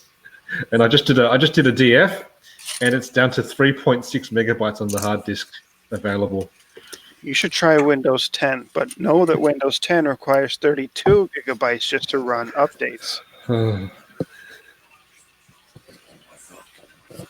It broke in the middle of trying to do a Linux kernel updates as well. Ouch. I don't understand why they require updates with 32 gigabytes of RAM on the first. That's just stupid. Well, it doesn't require 32 gigabytes of RAM, but it requires 32 gigabytes of hard drive space. And so, like, let's say you have like a solid state drive, and we know those are more expensive. They don't come with as much storage as like a magnetic drive. Like my solid state drive in here only has 240 gigabytes of storage on it. That's why I had to get a secondary one to mount my home folder to. Now, those fill up fast, especially if you're downloading and installing games from Steam. Like Doom 2016 is a 60 gigabyte file. Okay, I had to let that download overnight. That wasn't happening in like a couple hours. And I mean, it's like, what if somebody wants to store all their stuff locally? I think that part of it is they're trying to push people to the cloud. Um, but I think another part of it is that um, in order for the updates to come down, they do have to temporarily store the installation files somewhere. Yep. And so when you think about it, if there's 32 gigabytes worth of updates coming down the pipeline, what the heck is in there? Like, why do they need 32 gigabytes of space to begin with? I mean, when the last time I checked, updating didn't need that much unless they're doing something in the background of those updates that we just don't know about. And we know Microsoft is notorious for doing things in the background that they don't want us to see. Right. I mean, there are people who can run like let's say that you're running Windows 10. I think NetStat is still a thing in Windows, right? Um, now in Linux is SS. The new NetStat command is SS. But Oh, for the Linux servers? yeah, yeah, like you could run ifconfig to get your IP info, Mhm. but those tools are actually being depreciated and in favor of IPA, IP adder or whatever. Yeah, And, I saw that when I was installing Arch. I ended up adding back ifconfig yeah, because I couldn't get used to the new commands. I mean, Now the one question I have is, if Microsoft indeed needs 32 gigabytes of hard drive space to get the updates from point A to point B, why can't, and this is my suggestion, why can't after the updates have installed, why can't they give you an option to revert that 32 gigs of space back to normal space? That way it can be used for something else. my question is, what program is so big that it requires 32 gigs of storage space? Right, because Windows doesn't Windows store the version that you were just replacing under a Windows.old folder, just in case you need to roll back. I'm not sure. I know that. Yeah, I think it does. It creates a snapshot or it does some sort of backup. I mean, I know that Arch Linux, and you might want to listen to this, Sleepy, and you too, Ricky, if you're running Arch. And if you don't know this, Arch does store the older versions as tarballs in your cache. Um, and there actually is a pacman command to clear your cache, and you want to do that every now and again to like clear out the storage because it does build up after a while. But honestly, I've never run into an issue with it. And Arch, I would think, is the worst offender of all the distros when it comes to updates. It doesn't give me the problems that Windows would with updates. I think Gentoo might be worse offender just because you have to recompile everything every update, Mm-hmm. but that's a whole different ball game. We're talking like regular people distributions now. I don't think Arch is for regular people either. Are you saying that I'm not regular?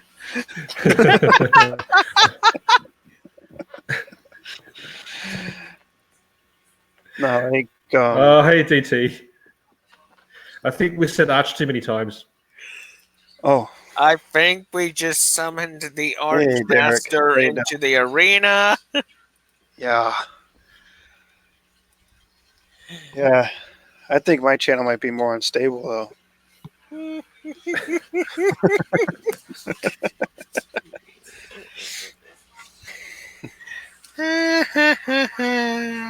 Yeah. Ah, Lamer's in the chat too. Hey, Lamer. DT, I don't even like Arch. Mint for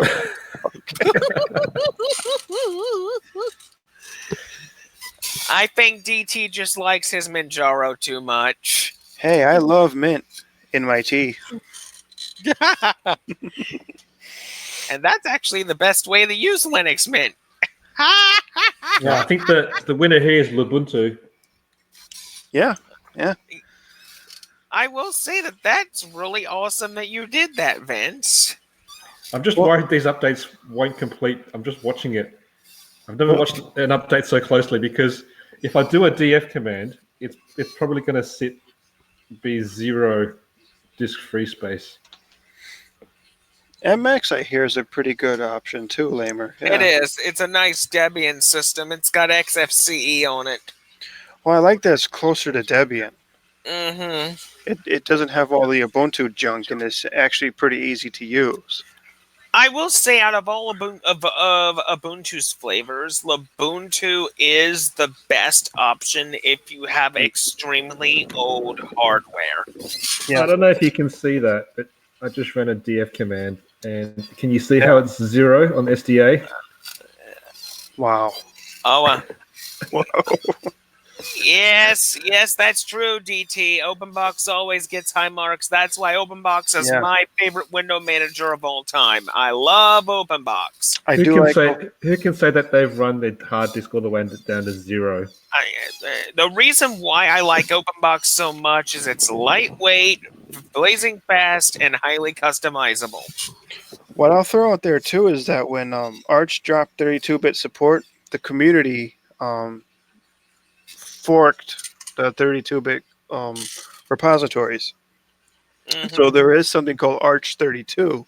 It is community driven. So I mean, it's nothing official from Arch, but it is Arch 32-bit. And I think they also have an ARM build. There's a community version for Arch ARM. Yeah. I'm noticing. Okay, guys, I've got to run. My wife is home. Oh, okay, Vince. I'm going to get in trouble. You say yes, dear. Yes, Have a dear. good Yeah, I night. know. Bye, Ben. Bye, Ricky. See ya. Have Bye. a good day. DT, Lemon Linux. Catch you guys. Too. Have a good one. Oh my. But yeah, back to what I was saying about OpenBox. It's one of my favorite window managers. The other window manager I like as well is iFree. Yeah. i3 is my go-to. Mm-hmm. I do like OpenBox too.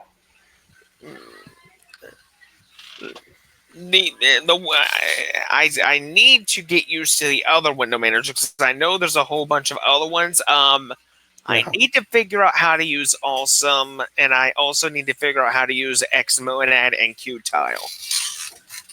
Yeah. I mean, my whole thing with i3 is like I've got it configured to the way I like it. It works perfectly, no matter what update it's gotten. Whenever I logged into it, I've received no surprises at all. It just runs the way that I had it before, unless I personally bork the config file somehow, which I've done that before. I've accidentally put 2 different functions to the same keyboard combination, and that confuses the hell out of i3. Don't do that.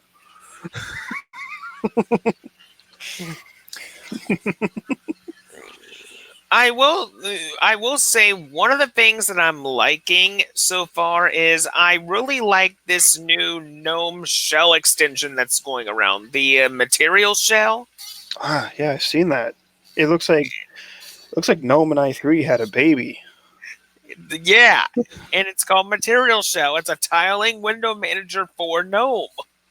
Well, maybe it's like I heard talk about like, why isn't there any tiling desktop environment?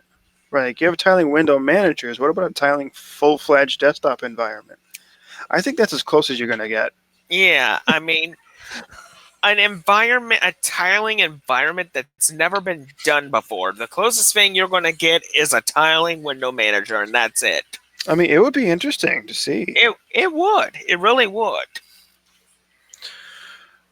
But I mean, I think the point of a window manager is for it to be minimal. Mm-hmm. Exactly. Like, honestly,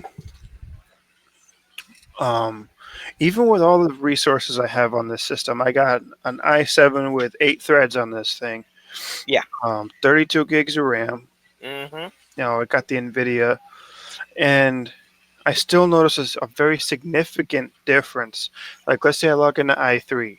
It's snappy, fast, boom, bada bing, bada boom. Right now, I have Jitsi running, the open chat. Let's see, what's on desktop 3, another Chromium tab. I'm only using, I think, 3 gigs out of my 32 gigs of RAM right now. Mm-hmm. If I were to log into, let's say, Cinnamon, I would be running easily 3 gigs on idle. Mm-hmm. And I've noticed a significant load difference between, like, let's say I open up a program in i3, it just, boom, right there. If I open up a program in Cinnamon or any other desktop environment, it takes a while for it to load, and I'm starting to feel that difference. Even with, like, all the system resources I have, I still notice it. Yeah. And as for tiling window managers, I mean, yes, you really don't have a notification system, a panel, systray. I mean, but the thing is, with a tiling window manager, you don't really need all those things. All you need is the window manager itself and a terminal, and you're good to go. Yeah, and like the point is, you can set all that stuff up yourself. Like DT is saying here in the chat, you're expected. I mean, that's the whole point. It's like that's what pushed me to learn i3. Was I found every desktop environment to have something sitting on there that wasn't working or wasn't working properly. Mm-hmm. It was bloated. I didn't like the UI, or it looked like a clone of Windows. It didn't look original. Like, I'm kind of picky. Okay, like, okay, I'm admitting that. A lot of the reasons I don't like certain desktop environments are aesthetics and this shallow bullcrap, But Yeah. what pushed me to learn i3, specifically a tiling window manager, was I got sick of all the bloat, and I was like, I want a system with what's going to work, only what's going to work, and that's just going to be like basic. Like, I love the simplicity. Mm-hmm. Like, Mm-hmm. and to be Yep. honest, when I started using i3, I thought it was going to be, like a short-lived experiment. I was like, okay, I want to use i3. I'm not going to be able to get used to it. I'm just going to break it at some point and run back to KDE or something. Mm-hmm. But I've been on i3 for almost a full year now Wow. as my main driver, and Luke Smith helped me out a lot. DT's videos on tiling window managers helped me a lot. Mm-hmm. Luke Smith's i3 block scripts helped me out a lot. Yep. There's just so many Linux enthusiasts that just love tiling window managers. Yeah, and I can see why. I mean, maybe it's not for everybody, but for me, it runs perfectly because, like, let's say I bought this new machine in January, right? I've been running i3 since like last September when I first started experimenting with it. But in January, I bought this new machine, installed Arch on it, installed i3 on it, and when it came time to, okay, now I have to tweak it to the way I want it, it was just, let me copy over the config files from this machine onto this machine. Boom. It was up and running the way I wanted it to. That quick. It's like,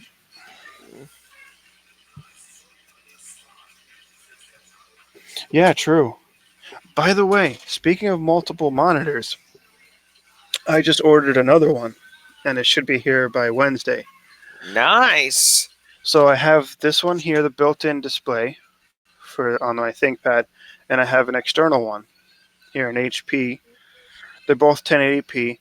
I'm going to have a third one that's going to go right here, where this empty space is. I'm going to get rid of all the junk here, and put a monitor here. But the reason I'm doing that is because I think it will make it a lot easier to manage live chat streams, especially if I'm going to be pushing things through OBS. It'd be a lot easier to monitor everything with a Exactly. third display.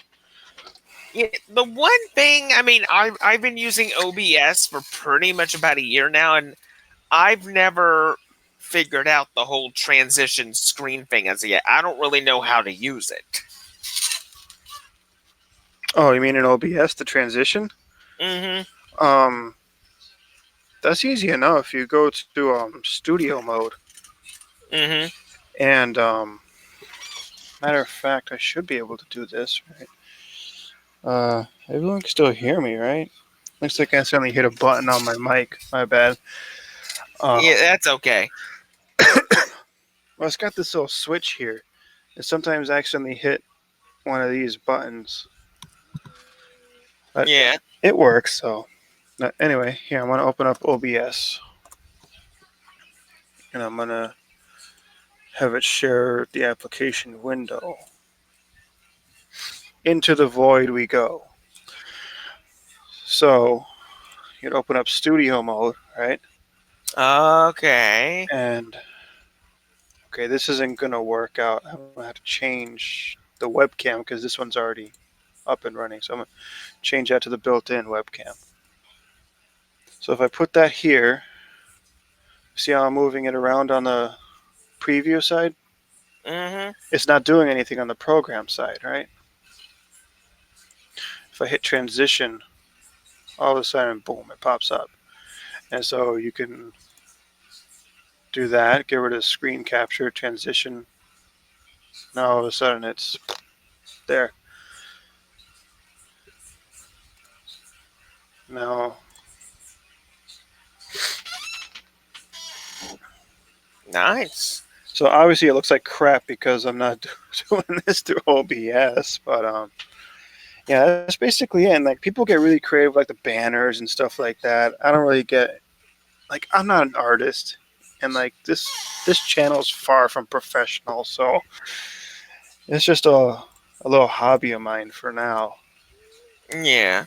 And like that's why I'm going with Jitsi, like instead of Zoom, is for like basically for the whole cost of it, right? Like I mean, the thing about Jitsi, it's a fast software, and you can talk to as many people as you want. You have no limit on the amount of people you can bring in here. yeah, and like Zoom is probably a lot better. Like I give it that, it's probably a lot better, but like I'm a part-time meat guy at a supermarket. This isn't making me any money, so why am I going to pay money for it, right? I mean,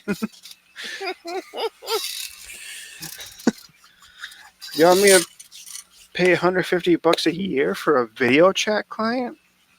Yeah, start paying me for this channel then.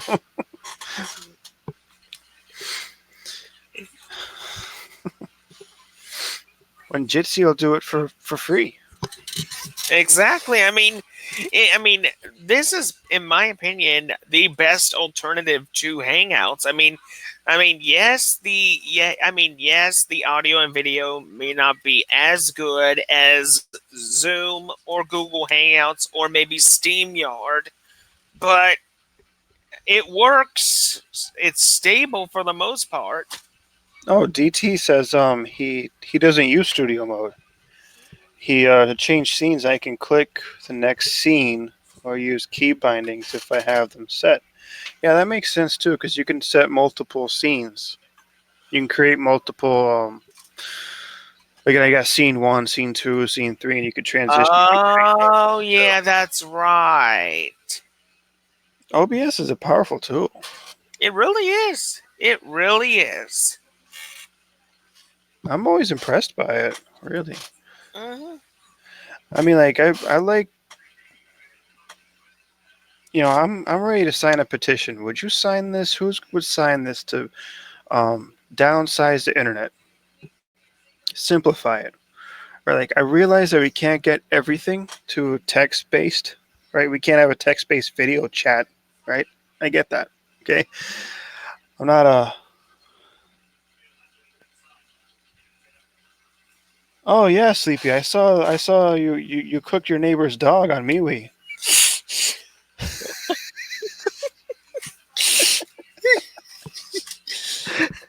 No, seriously, what was that? I'm really curious now.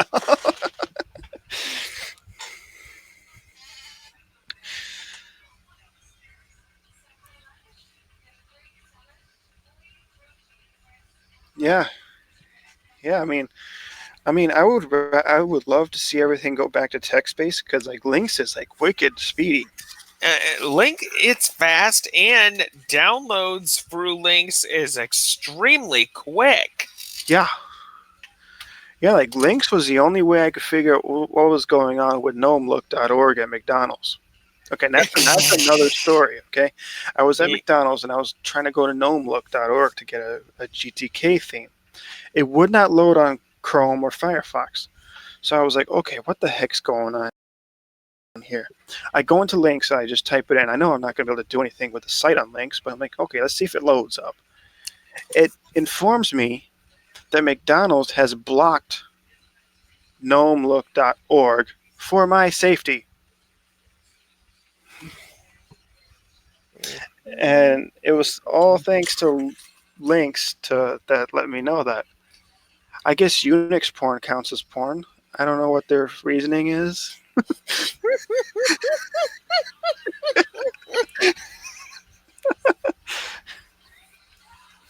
Oh my god. Oh, Oh, it was was lamb. Okay, Sleepy. Lamb is nice. Lamb is. I mean, I've never personally had lamb myself, but I hear it's good. I was trying to think of a witty Apple sheeple comment. Like, this is what happens with sheeple. Sheep. next, next iPhone. It'll be that awkward moment during the zombie apocalypse when the zombies are out looking for brains, and they just skip right past you. Just walk right past you. They're looking for brains. They got nothing to do with you. I don't know if I would be happy or like disappointed. Like they didn't eat me, but what does that mean for my? Do I have? I got no brains. Okay. Yeah, Apple sheeple at Starbucks, but I found a way to be just as pretentious and annoying as an Apple user because they run Mac for as a status symbol. Okay, now I run Arch for the same reason because I get to say by the way all the time. So what I want to do is I'm going to take the Arch logo. I'm going to put it on the back of my laptop. Put a light behind it to make sure it lights up, just like the Apple logo on the back of a Mac. And I'm going to go to Starbucks and I'm going to just sit in front of all the Mac users and just shout at them, by the way, by the way, by the way, and see how they like it. What do you know? Q4OS 3.8 is out, and it's based off of Debian 10. My lord, it's about time Q4OS got a major update. Last time I checked, it was still on Debian 9 or 8. Yeah, I think now that Debian 10 is out. Matter of fact, I would recommend, speaking of Linux Mint earlier, I do think Linux Mint has its place. Mm-hmm. My only criticism to them would be focus more on your Debian edition. Focus more on your Debian edition because you made it as a backup in case Ubuntu does anything you can't. Because like Linux Mint is Ubuntu with all the Ubuntu crap yanked out of it. Mm-hmm. But what happens when Ubuntu does something stupid that you can't yank out of it? That is true. I would say get closer to the source. Base it on Debian. Focus on your Debian edition. Mm-hmm. Because Ubuntu, I think, is going down a road that it can't come back from. No, they're starting to be so much like Microsoft now. Yeah, yeah. Sleepy's saying sit at Starbucks and have fun pen testing on your Arch machine. Black Arch. Black Arch is a pen testing distribution based on Arch. Mm-hmm. And Black Arch, from what I know, has been around for a couple years. Yeah, it has a lot of tools. You can get the Black Arch repository on any Arch based distribution. Nice. But you still might want to dedicate a machine to that kind of thing. Mm-hmm. Like, don't use it on your main daily driver. But like, they have like a separate machine over here dedicated to that kind of stuff. Well, what do you know? Endeavor OS is now officially part of DistroWatch. Yeah, I noticed that. If only Nice. Not bad at all. And right below it is another new addition to the Linux distros, Forensic Hard Copy. Forensic Hard Copy is a live Linux distribution used for making copies of storage media for forensic investigation or data recovery. That's not bad. Not bad. Hey, Sleepy, there's nothing to be ashamed of. I was a Mac boy too, man. There's something to be said about a stable Unix-based system. Mm-hmm. Yep. Right? There's a reason why a lot of developers choose it. Mm-hmm. Maybe its UI could use some work, but it's a stable Unix-based system, and an advanced user would take advantage of that to say, like, okay, I don't have to worry about the core of the system breaking on me, so I can focus on the more advanced stuff. And you just use this as like a foundation for it.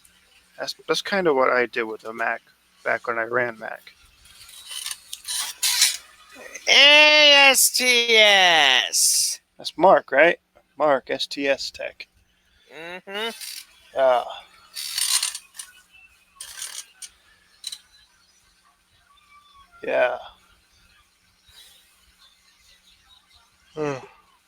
Yeah, I will say one little good thing about PC Man FM that I did not realize when before my Arch Linux system imploded on itself, which forced me to go back to Peppermint. There was a little thing inside of PC Man FM that I did not know. I typed in a special code into my auto start configuration, and lo and behold, it reboots and I have desktop icons on my window manager. Wow. Yeah, there's a program inside PC Man FM that can give a window manager desktop icons. I didn't know that. Uh-huh. I've gotten kind of used to not having them though. Just because, like, if believe me, you don't want me to be able to put desktop icons on here. I always end up trashing my desktop. Believe me, this is a better setup for me, whether I like it or not. Mm-hmm. So what do you think? So what window manager do you think you're going to try next? Me, I might give Awesome a try. I tried logging into Sway, but which is the Wayland version of i3. Mm-hmm. Unfortunately, I think it's my NVIDIA that's blocking me from logging into Sway. Ah. I do have NVIDIA Optimus on this machine, and every time I try to log into Sway, it just spits me back out into the login screen. And I assume it's because Wayland and NVIDIA do not get along. Yeah. I hear that Awesome has a pretty easy to read config file. So that would be a must for me. Yeah. Oh, so Derek's going to go for BSPWM next. Nice. Nice. I'm looking forward to that, dude. Good luck. I did give open box a try. I do enjoy open box because Mm-hmm. you can get a lot of tools from it. The one thing I give that I prefer i3 over open box is with i3 I can get rid of the title bar completely, and I haven't figured out how to do that in open box yet. Um, but no joke, if I could get that to work in open, like I figured out how to get rid of the border once the window's open, but I haven't figured out how to get it to do it by default. And to me, like that's one of the reasons why I went with i3 was I was like, man, these borderless windows look pretty. They look pretty cool. So like, I want to try it. I want to experience that.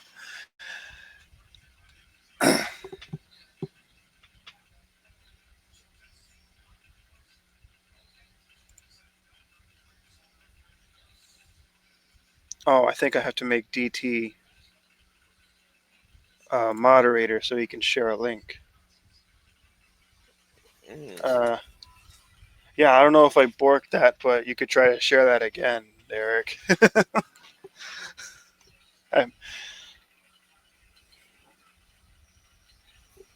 Yeah, I noticed that.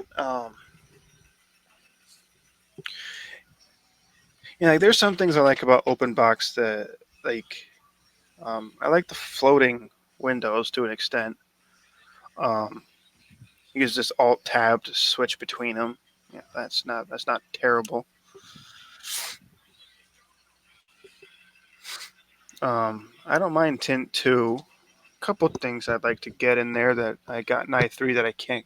I, Mm. I haven't figured out in Tint 2 yet. I shouldn't say I can't do it. I should say that I haven't figured it out yet. Is I have the weather in my i3 blocks. Um, and pretty much that's about it. That's pretty much all I care about. It's kind of petty, I know, but I've been spoiled. I mean, it is getting kind of late.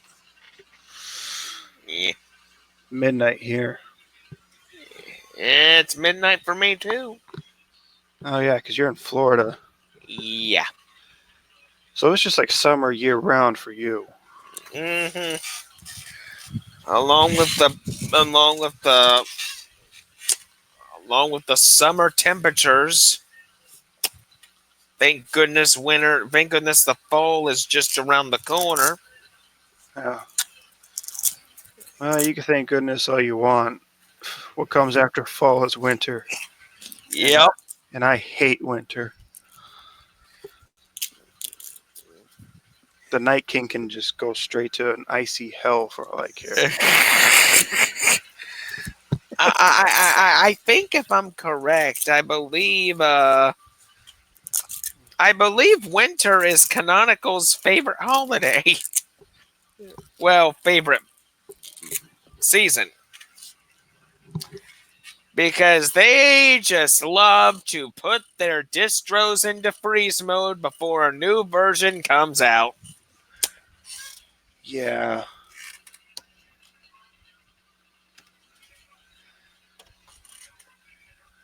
I mean,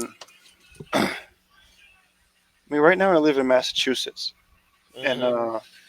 in a valley, the Pioneer Valley, and like what happens is that whenever a snowstorm comes from the east, we have Boston and like Midwest, the middle of Massachusetts. We get hit with a tail end of a storm, and to the west we got the Berkshire Mountains, and to the north, as we get the Berkshires. Mhm. Like we're just in like this little pit, this little valley.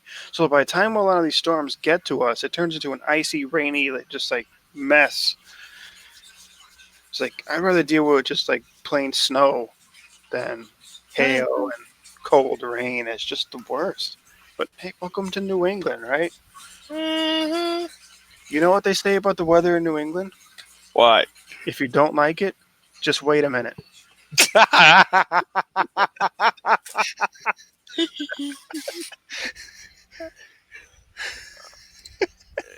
Let me see what Sleepy's saying. Like Canonical is going to war. Oh, they're going to war, all right. You just wait.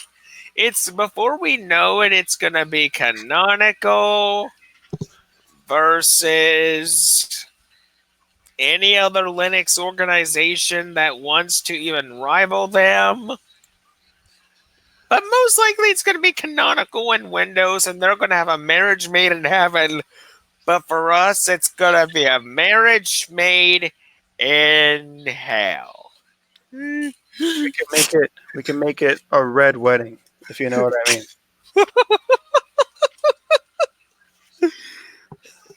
Yep. Derek shared his thing here. He says that he's got a key combination to hide the borders. So let's see if we can find that. Whoops. Control F. Border. Oh, I think you might have just found it. Yeah.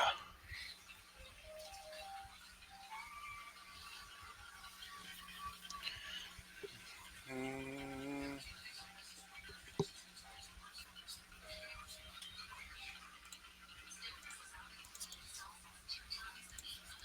So keep border, yes. Yeah, I think this is a line I tried to tweak. I tried to change it to no. And it didn't work. It still had a border. But what I will say is if I download this and I save it, Mhm. you can open it with a program called OB Key that like clarifies. It's like a GUI tool, and it'll actually it'll actually allow you to edit this through a graphical program.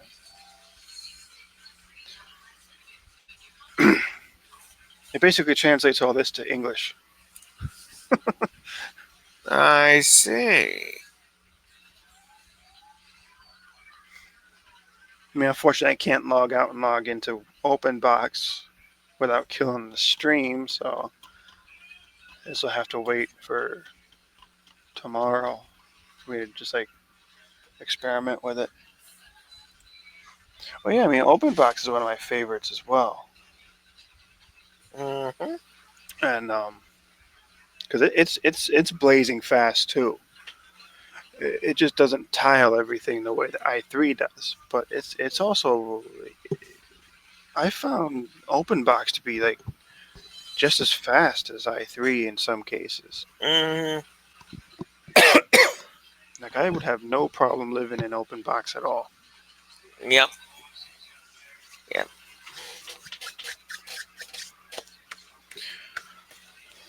Eh, well, it's getting late. I think I'm gonna head off here. All right, I'll see you later, Ricky. I'm All probably right. gonna I'm probably gonna kill this soon too. I'm getting tired. Yeah. Sleepy, is that a by the way moment? I've never All right. watched a single episode of Game of Thrones. All right. Later. See ya. Have a good night, Ricky. Before I go, I'm gonna say this is that Game of Thrones was the reason why I paid Hulu for the HBO extension.